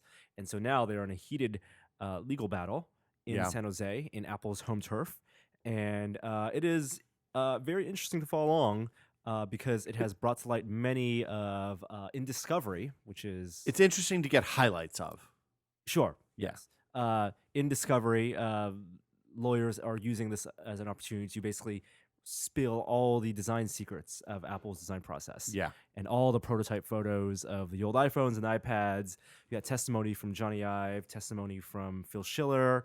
They even brought Susan Kerr up, who was the Apple designer. The icon designer? The icon designer. They Wow. paid her $80,000, I think, Wow. $550 an hour to go and be an expert witness to say that the iconography in Android OSs, basically, are a ripoff of iOS, and that it is sufficient enough to confuse a layman, a consumer. So this isn't physical design. This is Both. It's like both physical design and interface. and Yeah. interface, and they're kind of using Samsung as a way to It's the entree into sue, Android. to get into the thermonuclear war Hmm. of Android versus iOS. Well, because the thing is, if Samsung loses, then everybody else will settle out immediately. They have to. Except for maybe Google. So what would happen with my phone? If this- Well, Phone would you're probably still work. yeah, but instead of having icons, you'd have to have just a word that Triangles. says phone. You might have triangles. Right, no squares. Triangles. I'm all right with triangles. I can live So with it's that. very interesting what the Samsung lawyers are bringing up, and obviously they brought ABC order for listing of apps, which I hate in Android. That's a big difference. So they're trying to convince, and it is it's a jury. It's in trial. There is a jury that will decide this. Convince the jury that people picking up a Samsung phone, a layperson in a store, would not confuse that with an iPhone. I honestly I'm trying to see this from both sides, and it's really hard I because cannot dumb myself down enough to be able to confuse an Android phone. well, with but an if you iPhone. look at, you didn't spend a lot of time with early TouchWiz. Early TouchWiz literally looks like somebody no, was given instructions to knock off iOS and make it look slightly shittier. Right, and regardless of what the actual result is, if the intent is there, Yeah. in the emails, that if emails come out that said Samsung designers just took iOS and ripped it off, Right. then they will have to. So you pay. think, you think there's somebody claiming that? Or you think there's somebody that heard a Zynga style exec say? I mean, there's probably a smoking gun somewhere. Whether they can find it or not depends. So design patents are kind of weird. I'm not a patent law expert. Design patents are handed out like candy. Right. The But they're PTO, the Patent Trademark Office, they do not scrutinize everything. No. They can't. They give out the patents and then they let the courts figure it out. Right, which is a terrible, terrible system. You think the jury has smartphones? Almost Absolutely. certainly. And I think the jury selection is the weirdest, and for this case, because you have to get people who are unbiased but informed, Right. and not idiots. And it's so subjective because the marketing for Samsung and Apple is everywhere. But I mean, so I want to go back to the TouchWiz thing for a minute, because we all know how I feel about TouchWiz. And how do you feel? I about do not like TouchWiz? TouchWiz. I thought it was always bad, and it has gotten better, but it is still not good. Like they changed basic Android stuff in Froyo and Gingerbread. The Android app tray, the one that has all the apps in alphabetical order, scrolled vertically. It didn't page, right? Like Correct. iOS. Yes. Mhm. So TouchWiz changed that to page by a horizontal scroll, just like iOS, like for no reason. It made it worse. right? The vertical scroll is good. I don't like that on Jelly Bean either. Jelly Bean does the same I like thing. the vertical scroll for the widgets Or ice cream and sandwich. What are and we like using tabs. We're Jelly using Bean. Jelly We're Bean. using- Yeah. Yeah, like I like the vertical scroll. It's faster. You can get where you want. If it's alphabetized, you know exactly where you're going, and there's no pauses while you change screens. They made the icons that didn't typically have borders, even the icons that were clipped, so that they would just be floating icons, round shapes, unusual shapes. They put them on a square like jellied shell, so they looked exactly like iOS jeweled icons. It was really really weird. So Samsung's argument is that this is naturally where the industry was going, Ugh. and that size and shapes of rectangles, that the idea of having a phone without keyboard, even though it has four buttons on the bottom, is a natural evolution of phone design. So let's talk about the other stuff that came out as a result of this. We saw a bunch of early iPhone prototypes, including ones that looked like they should have been in like Battlestar Galactica props with weird beveled hexagonal edges and stuff like that. What was interesting though is we saw a lot of iPhone prototypes before that were mocked up before the first iPhone came out. That all the way actually back to 2001. that kind of looked Yeah. like the current Leica-esque 4. iPhone 4 shape with the metal band. Yeah. And so it's not like the metal band design came after the 3G and the 3GS and iPhone 1 with the kind of silver border on the top. They had that in the works, and then they just found a way to implement it. The other stuff that was interesting was they talked about 7-inch tablets. Oh yeah. Steve Jobs apparently was Despite exhortations to the contrary in public. he actually considered 7-inch tablets a viable product category. Yeah. Surprise. 10 eggs, 4 eggs. Can't remember what we decided. So yeah, that's happening right now. The Verge has been doing a really good job with that coverage. I think that they're doing the best right now. So if you want to read more about that, go read those guys. There are people in the courtroom and they have live blogging. They have people who understand patents in there, which is an important part of this thing. Nilay's there, I think. I can't remember if he's there or not anymore. He might have left. He's a lawyer. He was a lawyer. iOS 6 hacks and news. YouTube. So It looks like Apple and Google are breaking up. sure. So right now, if you buy Sure. an iPhone with iOS 5 on it, there are a bunch of default apps such as Stocks and Weather, which pull data from Yahoo. Because who doesn't want Yahoo Weather? Yahoo Weather is great. Yahoo Finance is good. Yahoo Yes. Sports is my favorite sports site. And yet there is no. Well, I guess there will be sports in iOS 6 with Siri. Maps was provided by Google, but Yeah. will no longer be so. TomTom now. After iOS 6, and the YouTube app, which was actually the mysterious, I believe, 1, 2, 3, 4, 5, 6, sixth app. Added to the 1, 2, OS. 3, 4, 5, 6, 7, 8, 9, 10. 10th was it the 10th app? When the first iPhone came out, there was a mysterious icon that no one knew what it was, and it turned out to be YouTube. And I actually love the YouTube app on iOS. I think it's the best implementation of YouTube anywhere, desktop, browser, or otherwise. No longer will be included with iOS 6. I it seems, that this is interesting because it gives Google opportunity to develop their own YouTube app, and which they said they will and their iOS with apps, ads. Oh, ew. Mm. Their iOS apps have been pretty good for the most part. They just also added Google Search, voice search or it may not be out yet, but it's coming very soon to the Google app for iOS too. So you get the same kind of voice search that you get on Jelly Bean, which is good. So who develops the YouTube app for iOS and Right now? Android? Yeah, YouTube. Google. Google does. Yeah, Google makes it and gives it to Apple, and they bundle it in iOS, but Okay, it will so no they- longer be the case in iOS 6. No. Apple develops it right now. Apple the makes- YouTube app in iOS is developed by Apple. Oh, no wonder it's so good. Who's it by Android? Google. Okay. They look Yeah. very different. So this will look eventually like mine. Maybe. Yeah. All right. That new type of Chrome. The big problem I have with a lot of the Google developed apps is that you lose, and the reason I like a lot of the other apps on iOS especially, is that the Google apps tend to not duplicate all the functionality you get on a browser. So like there's still stuff you have to go back to a browser to do, which inevitably is the thing that I need to do from the app when What's I'm using like the app. what? Well, like none of the content owner stuff is available in.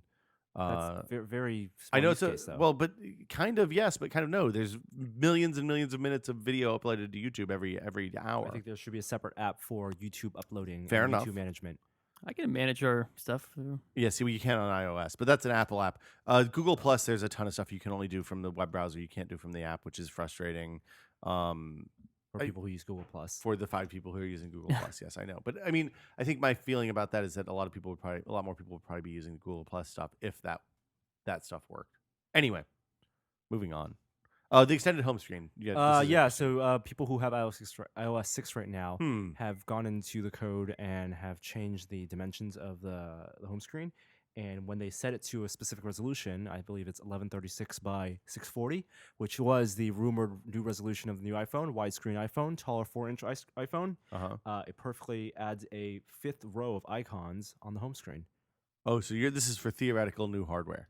This is for theoretical new screen. Okay. So iOS 6, the way it works right now, can theoretically support a 4-inch iPhone screen. There are 5 the rows. Expected same width, 640 pixels wide, but a weird 1136 pixels tall. It's going to dramatically change the way they build apps. New Google search. I don't know what the story is. You put this one on here. Google. I have no segue. I'm sorry. Wow. Let me open my. Wow, this is notes. Yeah. Take your time there, Chan. Yeah. New Google search. Google's doing a lot of a bunch of voice search stuff, semantic voice search. So they're gonna let you talk to your phone naturally. I Not like that. Siri, but actually ask real questions. It's kind of stuff we've seen in Google now. I love the Nexus 7 Google Now voice search where you just swipe up on the center and you say Google, and then it says, and it looks, it's like, oh, are you ready to talk? And you say, did the Giants win last night? And it says, do you mean the San Francisco Giants or the New York Giants? And then you say the San Francisco Giants. It says, I don't know what you're talking about. Please ask again. Is it seasonal? Does it know that the Jets are know. not, or the Giants are No, not? by default, it goes to the New York Giants because they are alphabetically first. It should know that it's baseball Yeah. season. So it's the same kind of thing that Google's able to do this because they have so much search data. So when people type, it's not only location data. So it knows, when you search on your computer, it knows you're in San Francisco. It knows you're downtown. So when you type something, It knows all the things you've ever searched. and it knows not only everything you ever searched, but everything that everyone in your area has also searched and has that on some crazy knowledge graph.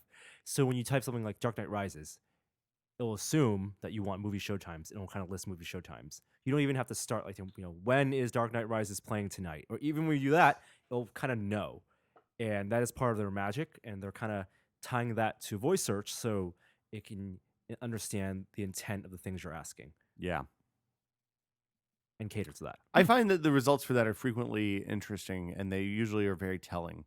So, like when you ask a question and you get to the thing that you're asking the question about, after that, it usually pops up with the other similar questions, and there's 5 or 10 of them sometimes.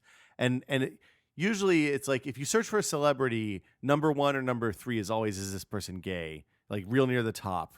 And then it's like who their significant other is. Yeah, who they're married to, or it gives a grim glimpse into the psyche of America, I guess is what my thought is. Have you ever visited the Google office? No. In Mountain. Yeah. You're talking about the map? Or in their lobbies, they have big projectors or big TV screens, and they have real-time searches being shown. You can people glimpse. searching all over.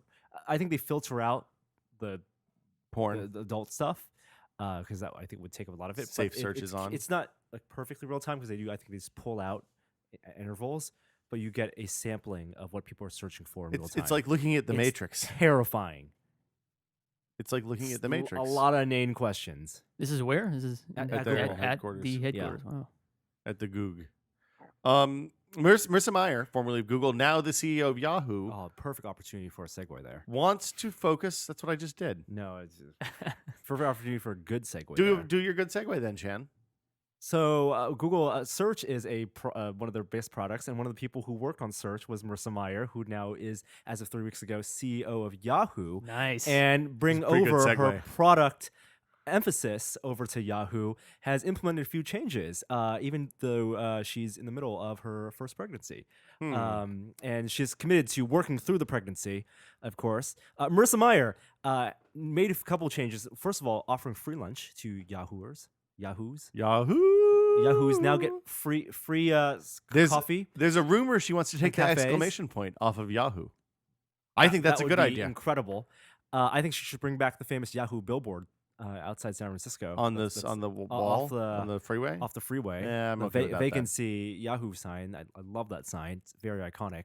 But emphasizing products over Users specifically. users and the way users use products over services and ad deals and stuff. So the previous two CEOs of Yahoo, one who was interim CEO, tried to bring Yahoo back into relevance by selling off ad deals and doing Yeah. crazy partnerships, Getting and bought by selling user Microsoft. data. Yeah. And Marissa Meyer says none of that. We're going to develop new products, Things and, that people want to use. and get people who are already using Yahoo products, such as Yahoo Mail, to stop leaving, and Yahoo News and Yahoo Sports to stop leaving and to get them back into the fold. See, this is the thing I love to hear. When CEOs start talking about this, it gets exciting because instead of trying to squeeze more blood from the turnip they have, they're trying to make more turnips. More turnips and delicious turnips. More turnips is a good thing. They're gonna give Emberry. Do you like pills to- turnips? I don't know what a turnip tastes like off the They're- top of my head. They're very kind of Blandish, like the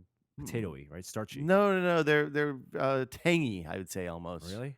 Yeah, they have a real bite. They're like a little acidic. They have, I don't know. It's an unusual flavor. It's a very The answer specific is flavor. no. It's like taro. I've never had raw taro. I've only had cooked taro. But raw turnips, like we used to soak them in ice water when I was a kid, And so they get cold, and then you bite it into. and then you just bite a raw turnip. That sounds It's like delicious. something I'll bring some in. We'll have turnips. someone who lived on a farm. Well, would we do. did grow turnips. I lived on a turnip farm, I guess. It's taking a weird turn since you've been gone, Joey. freeze turnip, No, you don't freeze it. or you dip it in put ice water, Did you never do the thing and where then you put a little bite a turnip after taking it out of ice bit? water. You slice up the turnip, put the chunks in the ice water, so they get nice and cool. It's a refreshing treat. What is the color of like turnip juice? It's just white. Turnips are white. So blood of a turnip is like white. The reason you say blood from a turnip is it's impossible because turnips don't have blood. Challenge accepted. You can't juice a turnip. Are you sure? This is an interesting. We we have everything we need to test Yeah. this. Okay. Mental bookmark. High speed camera. Mental bookmark High speed camera. with a juicer. Blood from a turnip, Norm. Let's see if we can get blood from a turnip. Yeah. What that So, would taste like. so Delicious blood from a turnip. did you ever do the thing with cucumbers where you slice them long ways and you put them in a little bit of vinegary ice water, No. and then you get it's like a refreshing treat? It's a snack. A hot summer afternoon. Snack. I've that dug was less awesome, the Chan. water out of a cucumber for like cocktails and stuff. Like you Yeah, the cucumber juice. seeds and all that. Yeah. In a shaker. Speaking of hot, it's hot as shit in America right now. We had in July Yeah. the hottest July I think ever in recorded history. We on as in America, average. not in we San Francisco. as in America. 'Cause I've been Just cold letting as you hell know, in San there's a Francisco. whole spectrum of like what's average and what's high temperature, and I think we are in. If you look at a map of America in July, it's all in the red, except for California, Woo! which we had above average rain and cold San Yeah. Francisco, Coastal fog. Love it. where last week it was raining. It rained last week. Did it Ice, really? like it was foggy. Yeah. In the Richmond, it was like drizzling and freezing. Oh, right. It did rain last week. And California, including Death Valley, which had the highest temperatures in America, period. Even factoring that in, we had, I think, our like 64th warmest month. That's crazy. So the rest of America is Is dying. Boiling. hot as hell. And Boiling. drought. Yeah, there's Fruit prices are skyrocketing. It's all over. because of drought. The corn can't grow. King What? corn is corn is oh, suffering. yeah. That's and yet in California, cold as hell. Cold as hell. No, but still, like 40% of Americans don't believe that we have. Well, I'm not going to get into that. It's too big a topic for right now. We're running low on time. There's a massive fire in Richmond. Yeah, the Was there? Yeah, Richmond, the No, city, or the Richmond, the city. Okay. Not in your neighborhood, but Joey, your Richmond, house is burned down. Yeah. I'm sorry. the Chevron refinery in Richmond erupted into flames. Do they know what caused it yet? I do not know what caused it yet, but all our gas prices are going to go up as a result of that, because it turns out all our oil from all our gas is actually locally refined within the borders Really? of California. It was interesting because the plume of smoke that came out of the Chevron refinery was visible from like San Francisco and all over the Bay. It basically went from San Francisco, went up a few, from Richmond, went up a few thousand feet, and then blew down toward Hayward. So there's like a big black Was just cloud black. over all of. Man. Of course, I was in Pacifica, so I was fogged in and couldn't see anything. But yeah, real bad. Everybody in Richmond had to stay inside because it was dangerous outside. Don't breathe the air, they said. I have on the list Olympics. Because It's all caps with a period. Which so is that like Olympics or is that's it, is that Olympics? Olympics. This is when I miss cable. I haven't been able to really keep up. Wait, you don't need cable for Olympics. Yeah, you do. Why? We need Because the something. NBC stuff is terrible, and What you do can't what watch do you mean? you can't watch it. Wait, on wait. the I don't internet. have any channels. You don't have any channels? No, I have. You You need know, an you can, antenna. if you have an antenna, you over the air, you get NBC and Fox and I tried plugging. Like And- we have the just the cable That doesn't- outlet. No, you need an antenna. that works too sometimes. No. I couldn't get no. any channels on that. You need an antenna.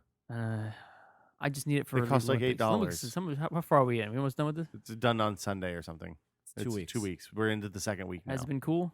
Tell me about it. Eh. There's been a lot so far. All I've seen really is beach volleyball. Women's beach volleyball. Women's beach volleyball is on You all know, the they time. don't have to wear bikinis anymore. They they- do by choice now. They do only by choice. By choice. Who's and in the comfort. male division? Is this still? Haven't seen any Dahlhauser dude beach and- volleyball. I used to had a love watching buddy. beach I have a buddy volleyball. who's in London right now, and all he attended was the beach volleyball stuff. That's It- all I got tickets for. It's like so. The first week is all swimming, gymnastics, and beach volleyball. The second week so far has been a little bit of track and field, and then a shitload of beach volleyball. Every time I turn on the fucking TV, it's more beach volleyball. And then sometimes, just to mix it up, they do indoor ladies volleyball, women's volleyball, whatever. I don't That know. one's all right. No, I prefer the beach one. I've seen so much volleyball in the last 2 weeks. I You're never not a want to fan see of Destiny volleyball Hooker? again. Well, Destiny Hooker is one of the greatest names of all time. Just to be clear. Phelps isn't doing that great. Was No, he? that's he's all done. done. He's retired. Yeah, he's officially out. retired now. He's- He won. He's the most celebrated Olympian in history. He's the with most tw- most dec- medaled, d- medallioned, yeah, bedazzled. 22 medals, I believe. Kids of which like like how 18 old? of which 20? are gold. He's 27 years old. 27. Wow. Yeah. When they asked him what he was going to do next, like you could almost see him thinking in his head, should I say I'm going to go to the Olympic Village and have a bong rip, or Stay out of the water. That's Yeah. what I do. I want to know what happens in the Olympic Village. oh, it's you've read the stories. I've read the story. Massive condoms. 100,000 condoms. I want to know what happens. 100,000 Are you kidding? condoms. No way. That is how many. They used to only get 80,000 condoms in the Olympic Village, but they had to up it after Sydney. You want to know what happens there? Oh, you can't. I Wait, can wait, get I you, know. I can Wait, get wait, you wait. VHS tapes that'll show you exactly what's going on. What?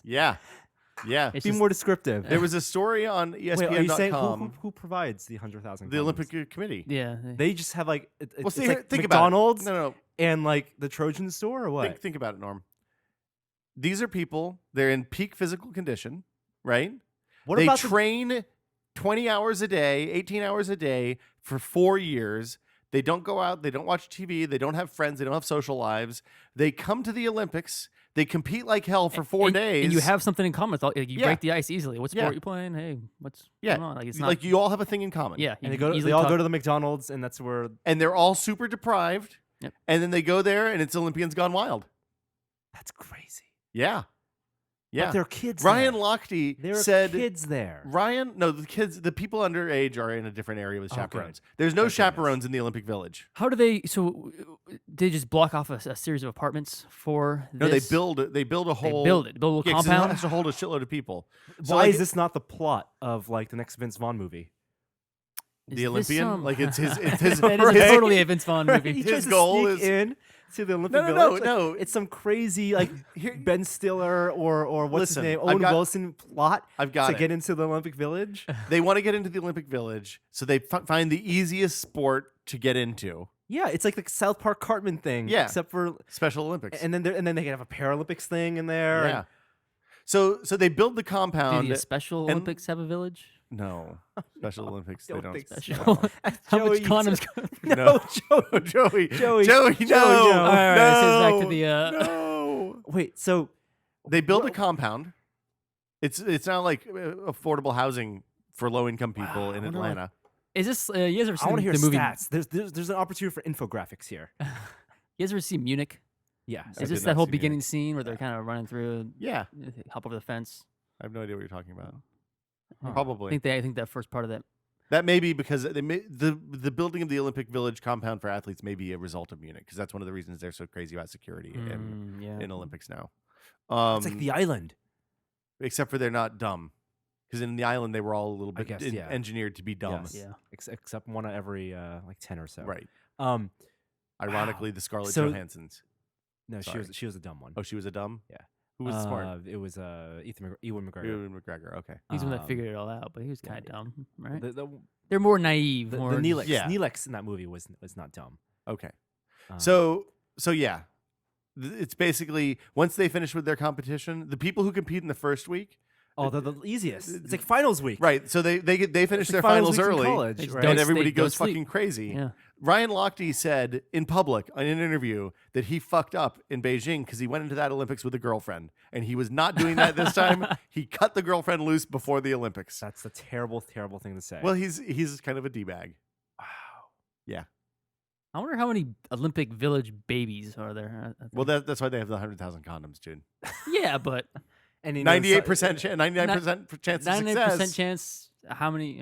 That means that there should be 1,000 I'm babies sure there out are there. some Olympic That- Village babies. blows my mind. Yeah. I'm curious to see like Infographics.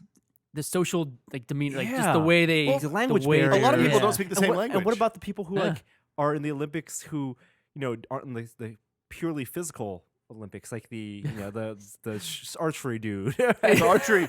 Have you ever shot a bow and arrow? That's you got to be strong. Maybe it's a really strong like one arm Oh or my something, God. You are those people. The archery guys are going to come after you, Chad. or really good eyes, Oh, right? Archery's hard.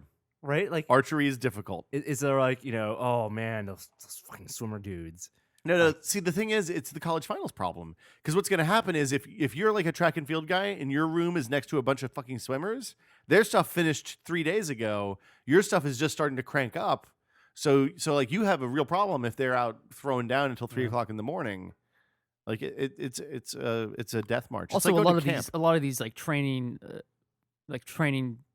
coming down to the last few days. Like you're supposed to not Do anything. Do any? Yeah, Yeah. Like I've heard of coaches guarding doors to these apartments. Yeah. to, Well, to not make sure that and they're all on like high calorie diets, so they have tons of energy and stuff like it is like you think about it, it's amazing. Is there like a Vanity Fair article about this? Like There was an maybe? ESPN article, and I think that there was a New York article or Atlantic. Oh. I'll dig up the links when we're So, done. so you're saying done there's for a 40,000 word article about this? you. Yeah, there's a long read about the Interesting. sex life of Olympians, basically. Movie Yeah. idea. The movie is that Vince Vaughn and Wilson. Ben Stiller and Owen Wilson See, Vince take Vaughn, up curling. Kevin they build James. a curling team. It's dodgeball, where the goal is to get to the Olympics so they can all Yes. get laid in the Olympic Village a lot. And then they get there and they're everybody mocks them because so it's curling. It's Cool Runnings Yeah. plus Wedding Crashers Plus dodgeball. plus Dodgeball Oh my plus god. Hall Pass. I'm cutting this part out of the plus podcast. plus What's Hall Pass? Hall Blades Pass of is the one where they get permission to go out for a week Oh, and they right, can't right. get laid because they're Yeah, because they're plus idiots. plus Dumb. Couples Retreat plus Blades of Glory. What was Blades of Glory? That's the Blades of Glory, yeah, the John Heater, Will Ferrell Oh, ice right, right. skating Olympic ice skating. It should be plus Blades of Glory plus Cutting Edge. Topic. plus Point Break. Oh, but yeah, because masks. I have a Nixon mask. I found a Nixon mask when I cleaned out my garage this week. And I guess plus Munich somewhere. no. Just add a little bit of darkness. Oh to my it. god. Okay, I'm moving on. App.net. This is a new thing. It's a Kickstarter. No, it's not Kickstarter. Yeah, it is. Nope. Oh no, they did their own Kickstarter. They did their own thing. So they need to raise $500,000. It's a Twitter. It's like the Alternative. What was the other thing? The Their Facebook, the open source Facebook that never went anywhere. Not dystopia. Oh hell, doesn't matter. It means spreading out. Dalton Caldwell, I think the guy's name is developer. It's a weird name. He was one who wrote that big post open letter to Mark Zuckerberg about their terrible practices and how they scare developers away Yeah, with intimidation. yeah. He's been working on app.net for a while and basically started the idea of an open source kind of social network that does not use advertising and it's kind of gets money from the users, all good faith and goodwill, and has a lot of very well-known supporters, pundits in technology. Yeah. But to support it right now, you need to pay $50 to reserve your name. I'm not going to pay $50. So to I reserve my got name. to the point where it says, "Hey, do you want to have your Twitter name? And what name would you want? And is this your Twitter name?" I was like, "Oh yeah." So I do kind of want my Twitter name. So we could all be regretting this And 3 years later when this is like the next hot thing, and we did not pony up to $50. well, so what happened? Well, because the idea is it's subscription driven instead of ad driven. You pay money and you get high level services that aren't available from Twitter. So like metrics and analysis and all that kind of stuff. I got to the point where you type in your credit card. I was like, wait, this is the stupidest thing I could ever spend $50 on. I should just go take this $50 and flush it down the toilet instead of sign up for this service. So I didn't. I feel pretty good about that. I have no regrets because I don't think that Twitter all the way. I don't think that I don't think we're in a MySpace Facebook situation where one of the services is so shitty, and I don't think the Twitter people, while they are trying to monetize really hard, are dumb enough to fuck up Twitter so bad that you're not going to want to use Twitter anymore. I think that they have typically done a pretty good job of not messing up Twitter. The only thing that scares me about Twitter right now is that they're trying to make it one size fits all by limiting the ability of other people to build Twitter apps and things like that. Like if they homogenize it too much, it could end up being kind of bad. But I feel like that'll work itself out. That seems cyclical to me. Okay. I don't like app.net. How do you guys feel about app.net? I've not paid either. Yeah. I'm afraid that Twitter will collapse under its own weight eventually. You think? Users will revolt, or they'll run out of money, and they won't find a way to Well, they make support they have revenue. It's not not great. okay. revenue. Okay. New Nikon mirrorless. There's actually a really good Okay. analogy, I think, in the I think Dylan Caldwell wrote a blog post about the problem with Twitter and Facebook and stuff. It's that okay? Imagine I have a hot dog store. Would you like to invest in my hot dog store? I like hot dogs. hot dog store. Really gross, fat hot dogs. Hot dogs are delicious. Do they have But- chili and mustard and onions? That's the only way you should eat a hot crappy dog. Costco hot dogs. Ew. Are they red or are But- they pink? If you invest in my hot dog store Yeah. and sign up I'm to buy listening. hot dogs, I promise you, I have someone in the back right now, in the back room, who's working on a machine that'll turn hot dogs into caviar. Okay, like the Caviar. little balls of hot Yeah. dog? Yeah, I like caviar. caviar hot dogs. And despite every other big company in Silicon Valley having working on Are you going to hot fuck this dogs up, to Chan? caviar machines for the past 10 years, and Yeah. no one will be able to do it, trust me, my guys can do it. We figured out a way to turn hot dog. So we'll, it's we'll an get there. alchemy thing is what he's saying. Huh. And dog basically, the story is that no one has got advertising in these social networks to work. Well, so I mean that's the fundamental problem. It's all hot dogs. This is- There's no caviar. The reason everybody loves Amazon's customer service is because their customer is the customer. The reason nobody loves Facebook is because their customer is the advertiser. You're just the thing that they're selling. So eventually Twitter's going to charge. I would happily pay $20 or $30, $40 a year for Twitter to get real analytics, to know what people click on and to know what people like, to know the things that I do that they like and the things that I don't. There are 44,000 people-ish that follow me on Twitter for some reason that is a little bit difficult to understand. And like, I don't know what they like and I have no way of knowing really what they like and what they don't like. That's like clout doesn't tell you that. All clout tells you is how big your e-peen is, right? How big is your EP? I don't know. I turned off clout a year ago. 82. 88. Thank you very much. Was where I went out. The thing that Gina Trapani did, the Think Up, kind of gets close to that, but they don't have access to the data at a level low enough to actually tell you what people are clicking on and what they aren't clicking on. So yeah, if I could get that from Twitter for a reasonable price, I would totally do that because I think that would let me make a more interesting Twitter account, which should be the goal, right? The goal isn't to know how awesome I am or how much people like me. The goal is to know whether I'm making good content or bad content and how to make more good content and less bad content. If you're tweeting if you're not somebody who follows for like news. Yeah, if you're or not, if you're just a links. follower, who cares? Because then it's all about discovery and all that. Like services like Twitter should be structured in such a way that they don't need to make money from more than 1 or 2% of users. So So you can't have class separation. yeah, you can. Yeah. Like if you're charging for analytics, yeah. which is totally fine for people who want it. If you can get 1% of people to buy analytics, they should be able to make money. It's going to be enough. And I don't think you're going to get 1% of people. Well, to then pay for analytics. multiple services, multiple things. So you're saying like a tiered, like if you were somebody who wanted that analytics and Yeah. other people just want to. Then they get the same service get they've free. always had. The problem is Twitter doesn't have that goodwill. The problem is Twitter needs to figure out things that they can layer on top of the existing service to charge And- for, and not not charge get- for existing things. Sure. Because if they charge you 50 cents a retweet, that would be ridiculous, right? I mean, they can't do that kind of thing. If they charge for access, I would pay them for access to a high-powered, to a Hootsuite style client. Lots of people do that now already, like lots of brand people. I wonder if Michael Phelps wears all 22 of his medals when he walks around the Olympic Village. When he wants to get laid. 22 medals right Hey, here. 22. Or like hands them out like roses on The Bachelor. Did you? Oh, that's so bad. Did you see that he's wearing Soul Republic headphones? Oh my God! How really? much did they pay for that? Oh my goodness! How much is Michael Phelps getting for his Soul Republic? Because if you think about it, that's the only product placement that they could get at the Olympics is the swimmers standing before the warm up, getting like pumped up to swim, and they have those big ass, super iconic design with Soul Republic in huge letters across the top. They don't paint bodies like they do at the boxing used to do, right? No.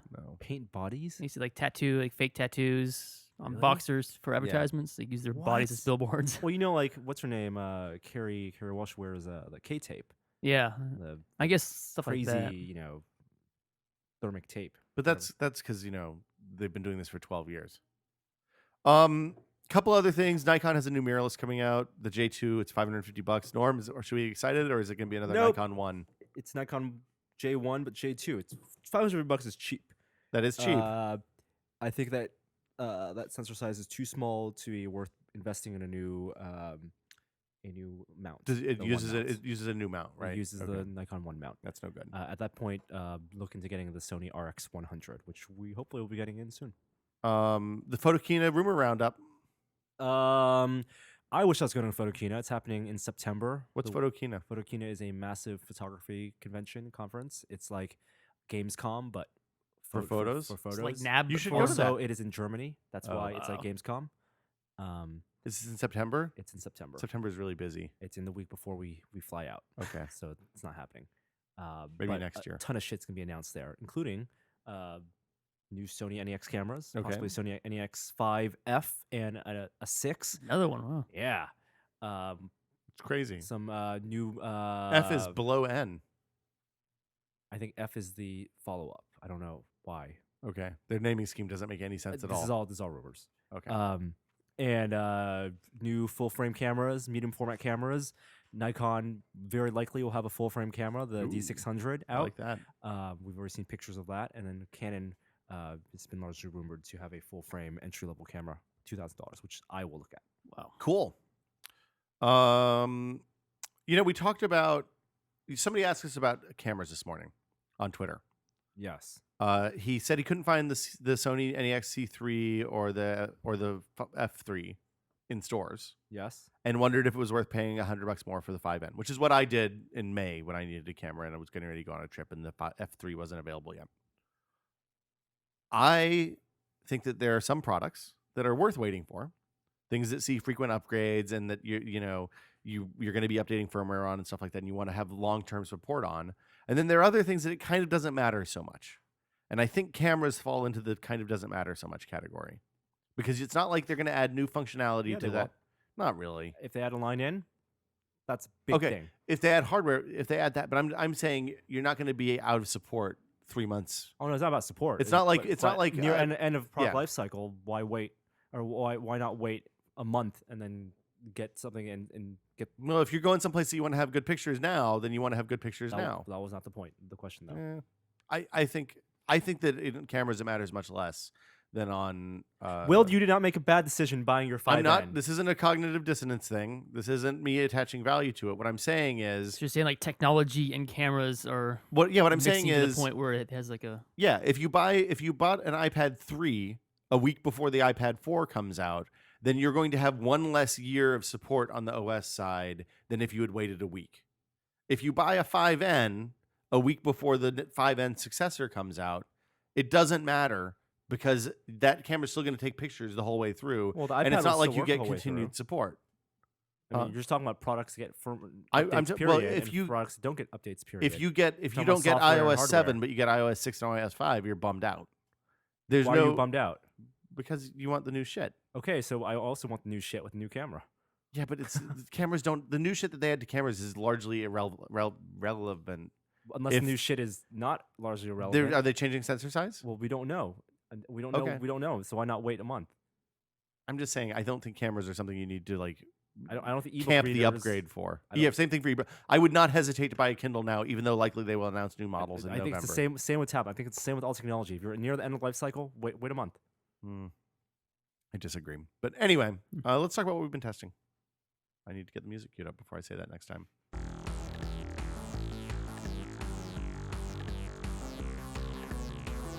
I cleaned my garage this weekend. I'm out of ribbons to give out. Like I can put on my pants ribbons. I cleaned my garage.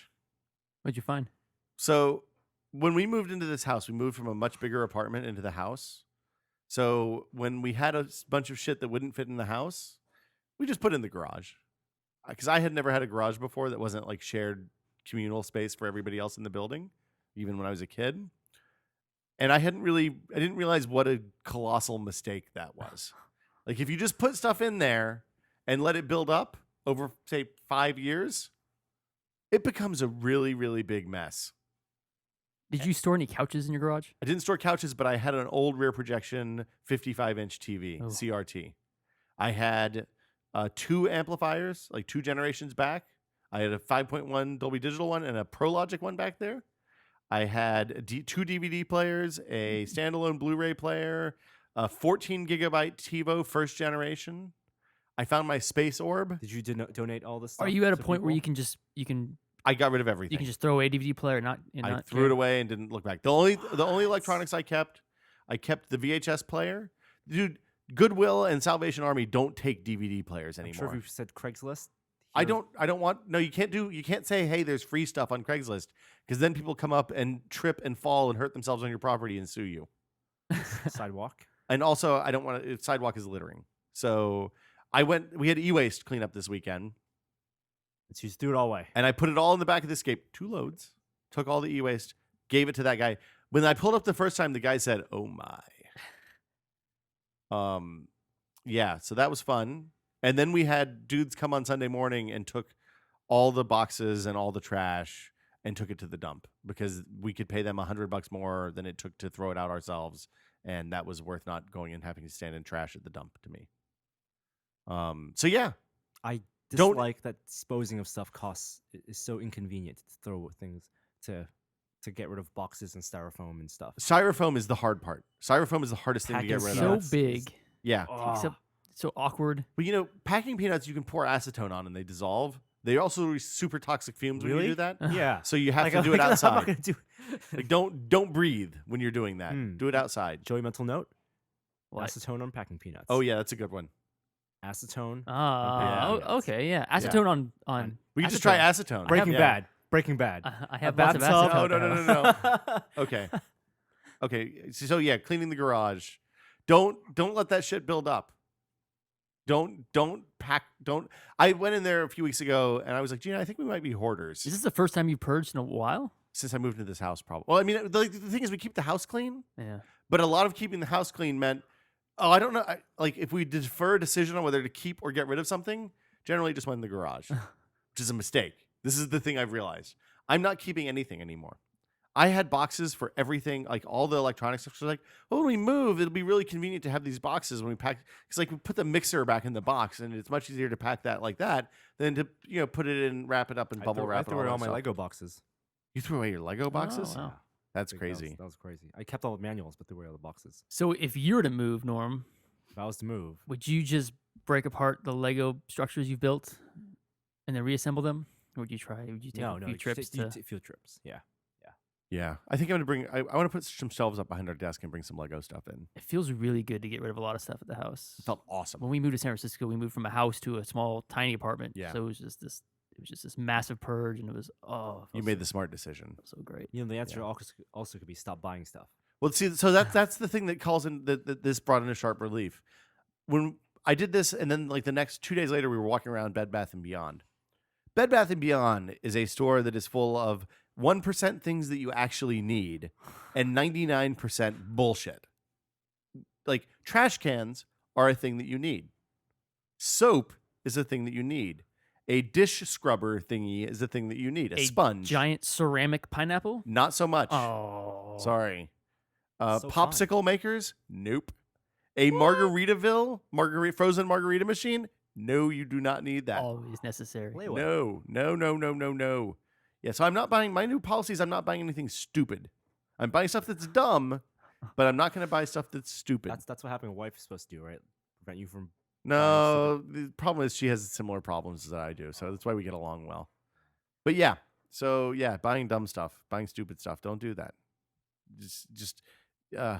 I looked at the pile of trash in our driveway on Sunday morning before the dudes came to haul it off, and I was like, oh fuck. It's weird to look at it and be, this is my footprint. This is Yeah. this is the garbage that I have put on this. Yeah, because the thing is, I In was this world. like, when you roll it out at the trash can, you're like, oh, there's hardly anything in the trash, and there's a lot of stuff in the recycling. You're thinking, oh, I'm doing good, and then there was a dump truck full of trash in the garage. So yeah, clean your shit out. Don't let it build up. Have a storage scheme. That's all I'm gonna say. Or you know. I turned on two-factor auth on Gmail on Google. It's a pain in the ass. Have you done that, Joey? Norm has, right? I don't know what two-factor is. Am I out of the loop on Two-factor means something? that whenever you sign in to a Google service or account Yeah. that is not on a registered device, like a new computer, a new laptop, or if someone tries to sign in, then you need to have a second level of authentication, Which is usually a text message. which Oh. is either a text message or an app, the Google Authenticator app.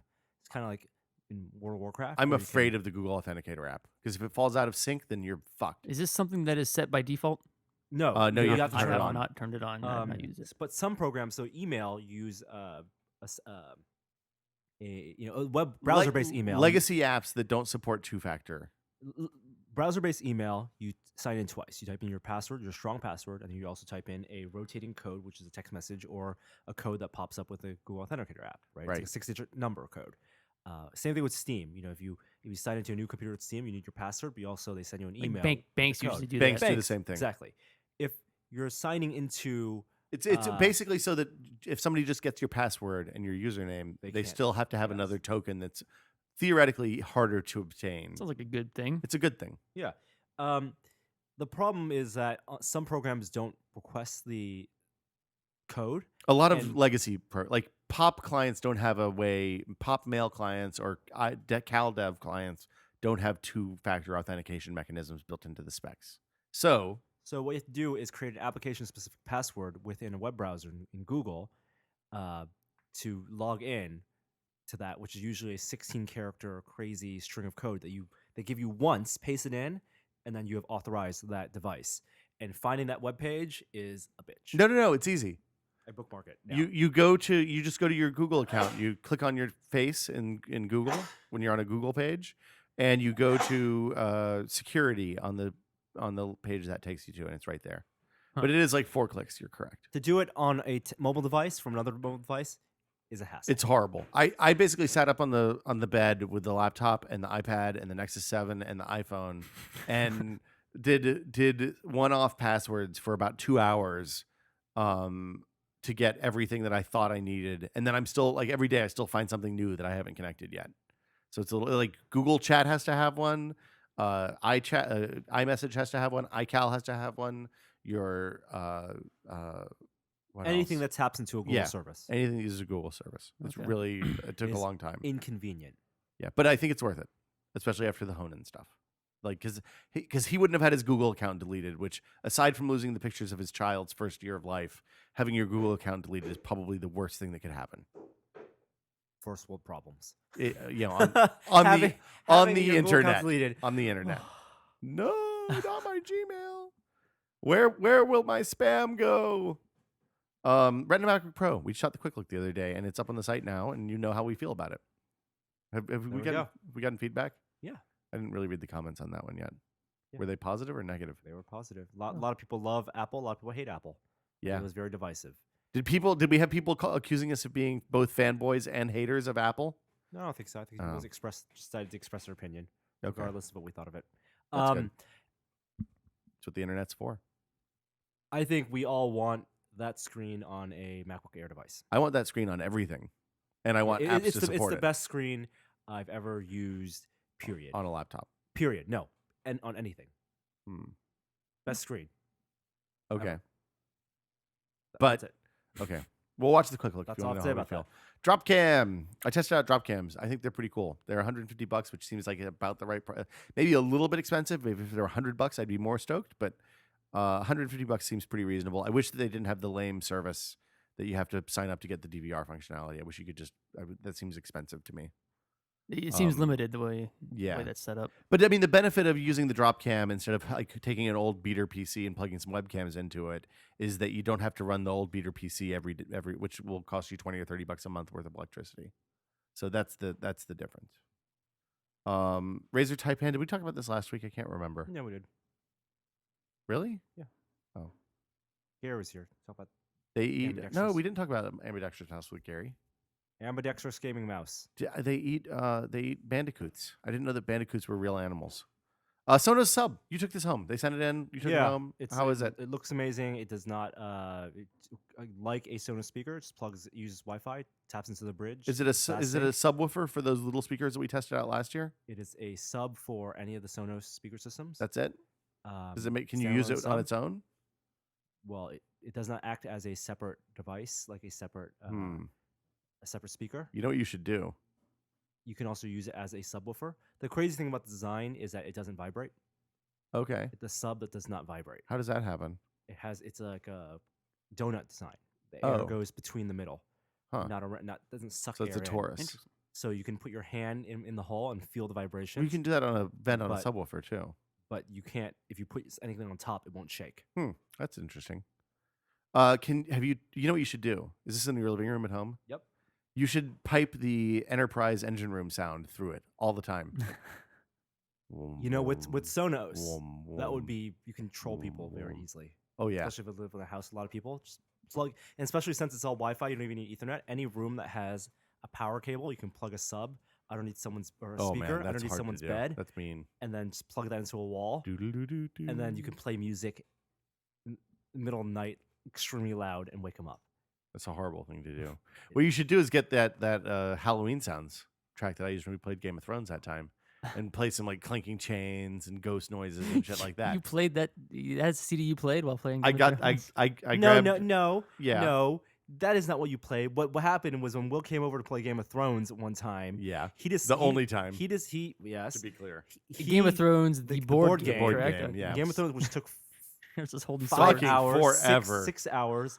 Will discovered that my unprotected Wi-Fi had access to my AirPlay, and so he Yeah. pulled up the most obnoxious sound effects that he could find on Spotify with Spotify's audio soundtracks, and started piping random buzz tones and farts and random stuff over my speakers. It was at pretty awesome. inopportune moments. I guess in his opinion, Well, because opportune the thing moments. is, I had like 20 minutes between turns because we were playing with 6 people. I'm gonna play a fart sound now. Right. So I just looped fart sounds for a while. Was the game fun? No. I The won. game was very fun. It was not except for fun. the fact that we played with Will. Hey, I got into it. I role played. I had the best come from behind victory ever, but it was not a fun game. Do not like that game. What do you say we take a couple questions and call it a show? Emails? Well, but we do the other one. Emails. 'Cause it's, we don't do emails. We do Emails? No. Questions? Boom. Norm, you send the email address to podcast@tested.com. Keep the questions short, under 45 seconds. MP3 or WAV or AIF only, please. Someone sent me something that made me very sad this week. A WMA file. Who uses WMA files? It is 2012, motherfuckers. WAV, MP3, or AIF. And don't sound like a herd of buffalo are running over you, even though that is Norman Chan's spirit animal. Here is our first and only question this week. Hey, Tested crew, Matt from Baltimore here. Hi, Quick Matt. hometown trivia. The first U.S. Navy vessels were built here in Baltimore's Fells Point Harbor. And if you punch or assault a police dog here in Baltimore, that is a felony. So, on to my question. As I am looking for a new laptop, I have a quick question for you guys. Why do PC makers make crappy trackpads? What is so difficult about making these trackpads usable and good? Apple has seemed to have nailed it. Why can't PC makers do that? And a quick would you rather. For 1 month, would you rather take care of 5 babies, newborns, or 20 hyper corgis? Thanks a lot, and always be testing. I like Baltimore. 20 hyper corgis. I think I would do distribution of 10 hyper corgis and 2.5 babies. No, see, You can't 5 do that. babies. That's not the Five conversation. okay. 5 babies and 20 corgis. So 20 corgis way easier. my thought on this is if I like something's gonna die. If I had 5 babies, one of those babies will die and I'll be going to jail. If I had 20 corgis, a couple of those corgis will die and the world will it's a look down at me tragedy. for a few and minutes. I'll be out as yeah, a but burlap I will sack. not be in jail. I'll be out of potato sack. Yeah. Wow. That's my Wow, thoughts on this that. is So yes, 20 Dark corgis. as hell. You can keep 20 dogs. 20 dogs isn't that many dogs. I want a The queen crazy has 16 one corgis. leash. No, she does not. Yes, she does. She does not have 16 16 corgis. That is way too many corgis for an 80-year-old woman to have. Do you realize that she has some help? That is way The- too many corgis for an old lady to own. She Period. likes I want a one leash that splits off into 20, Oh, and all 20 corgis are on that. that would be such and a running And around. you're on a skateboard. Yes. Can you imagine how tangled that leash would get? Because the corgis would be running all in, and it'd be like a maypole. automatic of corgis. leash untangling Ooh, corgi technology? I maypole. want that technology. I want to invent that. The corgis, I would totally. Have I ever talked about the corgi meetups where everybody brings their corgis to one dog park in the city, and there's like 35 or 40 corgis there, and they're all running around being really short and super cute. That's not real. It's a real thing. It happens near your house. It's at Mountain Lake Park. Is it really? Yeah. Mountain Lake Park. I think it's the second Tuesday of the month in San Francisco. And there's a corgi meetup, and there's usually like 25 or 30 corgis, and they are super duper cute. And then there's usually like one golden retriever there that's just so fucking confused, and he's looking around. He's like, "Well, everybody, I'm not the same animal as these. I'm scared and confused." But they try to herd everyone. Like joggers come through the park, the corgis herd the joggers. It's really funny. My And they're real mother-in-law cute. has a collie. It's Lassie. Collie. Collie. I think Border just collie. circles everybody Border all collie, day yeah. long. Yeah. It's just herding in circles and Did you know that corgis are the 11th most intelligent dog, as determined scientifically by a dude that I read about on Wikipedia last night, whose name I can't remember? Hmm. Yeah. Second Saturday of each month. second Saturday is the Mountain corgi Lake day. Park. Saturday of each. Isn't this the second Saturday? Oh, I'm gonna nap. Oh. What a corgi photo opportunity that is for you. Take your camera. We do. I don't know what. There's a lot of Trackpad. talking happening over there. Trackpads. Why are trackpads Trackpads. so crappy? I don't know. on PCs? I do It's not software. understand. You think it's software? It's software. It's Bad drivers drivers? and software. It's because Um, Windows does not lock that shit down, and because there's a lot of third-party intermediate software that communicates with Windows. And also, there's a big difference between good, like the difference in price between a good trackpad and a bad trackpad. Are you looking at Flickr photos of the corgi meetup? Norm is totally cued it out. The difference between good trackpads and bad trackpads is probably like $10, which is doesn't sound like a lot of money to us. It's a shitload of money when they're making 1 million of these things. So they almost always cheap out and get the bad one. They're too small. They're usually not sensitive enough. The multi-touch stuff isn't regimented, and PC manufacturers tend to be cheap. That is what I would say. So that'll do it for us this week. We'll be back next Thursday with another episode of This Is Only a Test. Joey, anything to plug? Oh no, I'm good. Norm, you going to Napa? You drink some wine. Let's talk about that. No, and pick outtakes. no wine. Nope. No. Today's outro comes to us from. Should I do Rufos or Evil Max 17s? Oh my God! The corgi meetups have moved. Wait, what? Yes, the meetups are still occurring. We officially moved the meetup last year around October. Wow. The meetups Dun-dun-dun. now happen at Pine Lake Park in Stern Grove, 1 block away from my parents' house. I didn't know you were allowed to have dogs in Stern Grove. Second Saturday is 1 p.m. You could totally go to that. Okay. We'll be back next week with another episode of the show. Rufo or Evil Max 17? Joey, you tell me. Evil 17. Evil Max 17 Evil Max. did this week's outro. Thanks, Evil Max. Hi there, I didn't see you.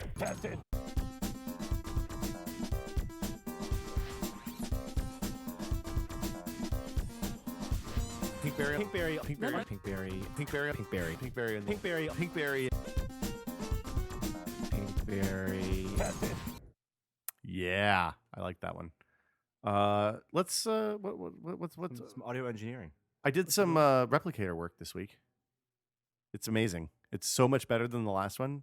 I printed vertical towers that are like 2 inches tall that would have folded over and been all bubbly and wobbly and bad with the old MakerBot. So you're the one that has the most experience with this MakerBot thing. Yeah. What is this is leaps and bounds, an improvement on the last. markedly improved. Also Okay. came pre-built. Yeah, That was, probably these two things are related. No, the thing that's interesting about this, once I got the platform level, because that took a little bit of work. We mucked it up in the first video, and then I had to do it like 3 more times. But once I got the platform level, then it does a phenomenal job with stuff that is really complex, really fine detail. There's very little sagging plastic. So, well, you'll see it on Mystery Object on Friday morning, but this one, we never could have printed this with the Thingomatic. Just not only because the size is wide, but also because the earlier versions had a real hard time stacking plastic on top of doing as long as you were doing large connected things, it was okay. But if you tried to do individual towers, then they'd wobble or fall or Because fold. it needed time to cool down. Is that, or was it heat? It was actually, I think, because the Z-axis wobbled, the platforms wobbled a Oh. little bit as it went up, so that wasn't precisely centered. Because they moved, so it used to be that they moved the printhead up and down. Now they moved the build platform up and down. Just the tiny amount of wobble on the vertical movement. So if it moved a little bit in the X and the Y dimensions as it went up each step, it would just be enough off center that it would get all kind of cattywampus.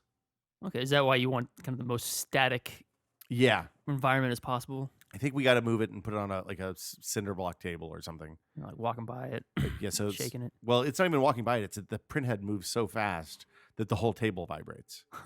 And it's weird because I hadn't really thought about it, but the printhead's a little bit smaller, the nozzle is a little bit smaller, and even though the motors are significantly faster, it takes a lot longer to print similar sized objects than it would before because the plastic is finer resolution, basically. So it's like between a 300 DPI print and a 72 DPI inkjet print. Wow. Interesting. Yeah, it's weird.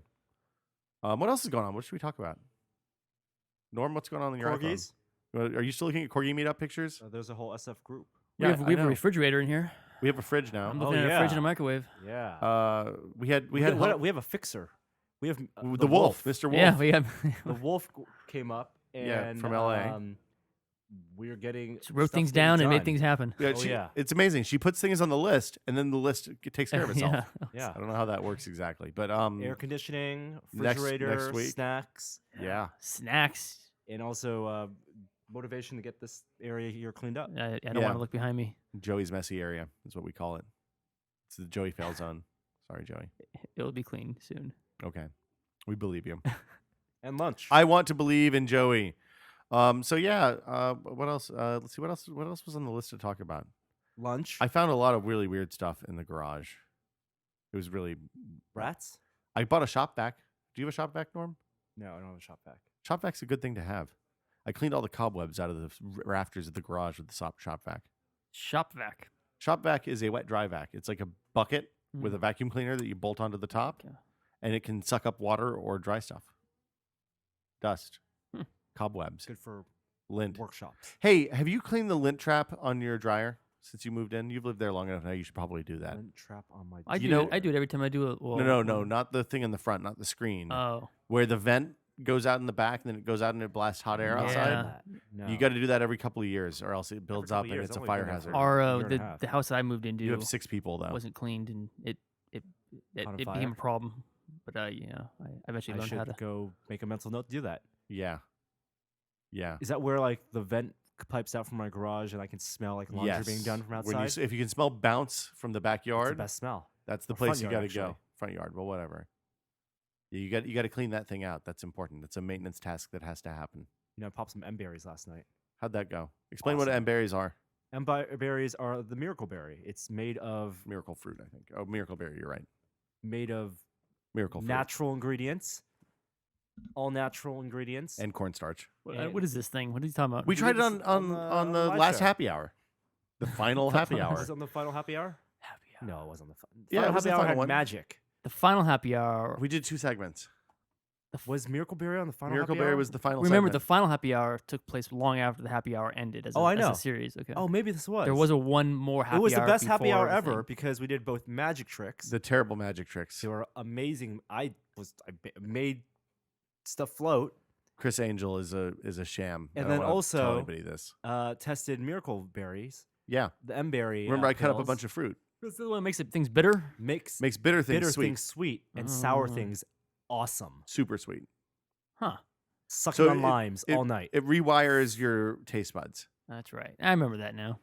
I don't know exactly what. Do you know what the mechanism is? Does it block the bitter and Bitter sour sa- receptors I think it blops the so that the only thing you get is sweet, but right? somehow you get even more sweet. things. But I think it's because on a strawberries I think are my favorite thing to eat when you've eaten those, because the strawberry tastes like the strawberryest strawberry you've ever tasted. This sounds limes like and ecstasy. pineapples. No, but it doesn't. You don't have to. You don't, You wanna, don't lose like, brain lick cells, stuff. and you don't have big holes in your brain. Yeah, Wine tastes terrible. wine did taste really because bad. of the the tannins. So You what taste is- a lot of tannins. You get a lot of bitter at the end, Weird. and a little too sweet in the front. It tastes like bad grape juice. Yeah, uh, like moldy grape juice or something.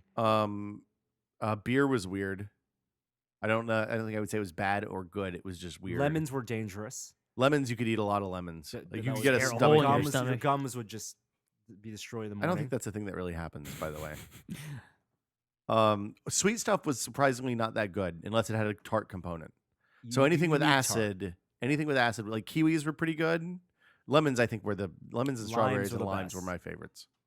Suck on limes all night. But so you used to eat the berry, you chew it up, you put it in your mouth. But now they just have the berry concentrate basically just a in chemical pill you form, drop on. and you Oh. put it on your tongue and let it dissolve. Is the and berry roll, actually swirl it called around. Miracle Berry? It's called miracle berry. It's That's- miraculin, I think, is the Wow, miraculous. name of the What, thing. who's this for? Why? They sell it on Thinky. It used to be a diet thing. Was the original pitch was that you can What a waste. if you like sweet things, you can make foods that are low in sugar taste sweet. Nobody bought that because it's kind of dumb and it's inconvenient. It makes things taste weird. Now it's a high-end, fancy, hoity-toity. Yeah, but you can get a pack of pills for $10 at Amazon. Huh. And what I would recommend if you're going to do it, it's M-berry is one of them, and I can't remember what the other one was called. But just search for Miracle Berry on Amazon; it comes up. The thing is, there are entire like dinner menus and dessert menus Yeah. catered around the M-berry. Okay, and this isn't dangerous. Oh, it's not Probably permanent- not. Like, and there's not been research, but nobody's died yet. No so. one has claimed It's that not like their tongue ecstasy. is ruined. Yeah. There are no neurological changes. Like it's not receptors. Well, I'm being even changed in saying your like your brain. tongue, like it's not going to block these things Probably for an not. extended period. Oh, I can't taste bitter anymore. Yeah, there we go. I lost feeling in my tongue. No one has said that so far. People have been chewing this fruit for years. Yeah. So the thing to do is to buy the pills, and then go get a bunch of the recommended stuff from the grocery store. So Cheese strawberries. does not work. Cheese is bad. Cheese. The pictures of cheese on the packet don't do cheese. You can eat. Well, no, you need to get a blue cheese, a tart cheese. Blue cheese tastes real weird. Like blue cheese and honey is super weird. You chop up a bunch of the stuff in advance. Eat the pills. Take the pills. You swirl them around in your tongue for a minute or two, Let them dissolve completely. and let them dissolve, and kind of keep the saliva and coat your tongue really well, and then start eating stuff. And and it's then create your own crazy. experiences. Says Yeah. the packet. Yeah. Sounds Next weird. Olympics, they should sponsor. M-berry should sponsor Olympics. What's it? N-berry? M-berry, Miracle M- Berry, M- Oh, berry. M-berry. M is in The Murphy. M-berry is what helps. Pinkberry and M-berry. Oh my God, Ryan Lochte swears by the no, pinkberry would be bad. Pinkberry and Greek M-berry. yogurt's pretty good though because it's real tart, a little acidy. Exactly, M-berry and pinkberry. But pinkberry has combined. too much sugar in it. I think. I don't know. Wait, you're saying you're about putting M-berries on pinkberry? No, pop an M-berry first, and then have pinkberry. I Well, have But what's sprinkling it on? No, it needs to coat your tongue. I have By a itself doesn't taste like anything. I have a liquid nitrogen doer in the back of my car. Liquid nitrogen M-berries? I don't think that's a good idea. Anyway, We need lists of things people want to see frozen. Post them in the comments. We'll call it a day. Let's go get lunch. Yeah. We good? All wrapped up? See you all later. We'll be back next Thursday with another episode of This Is Only a Test. Bye-bye.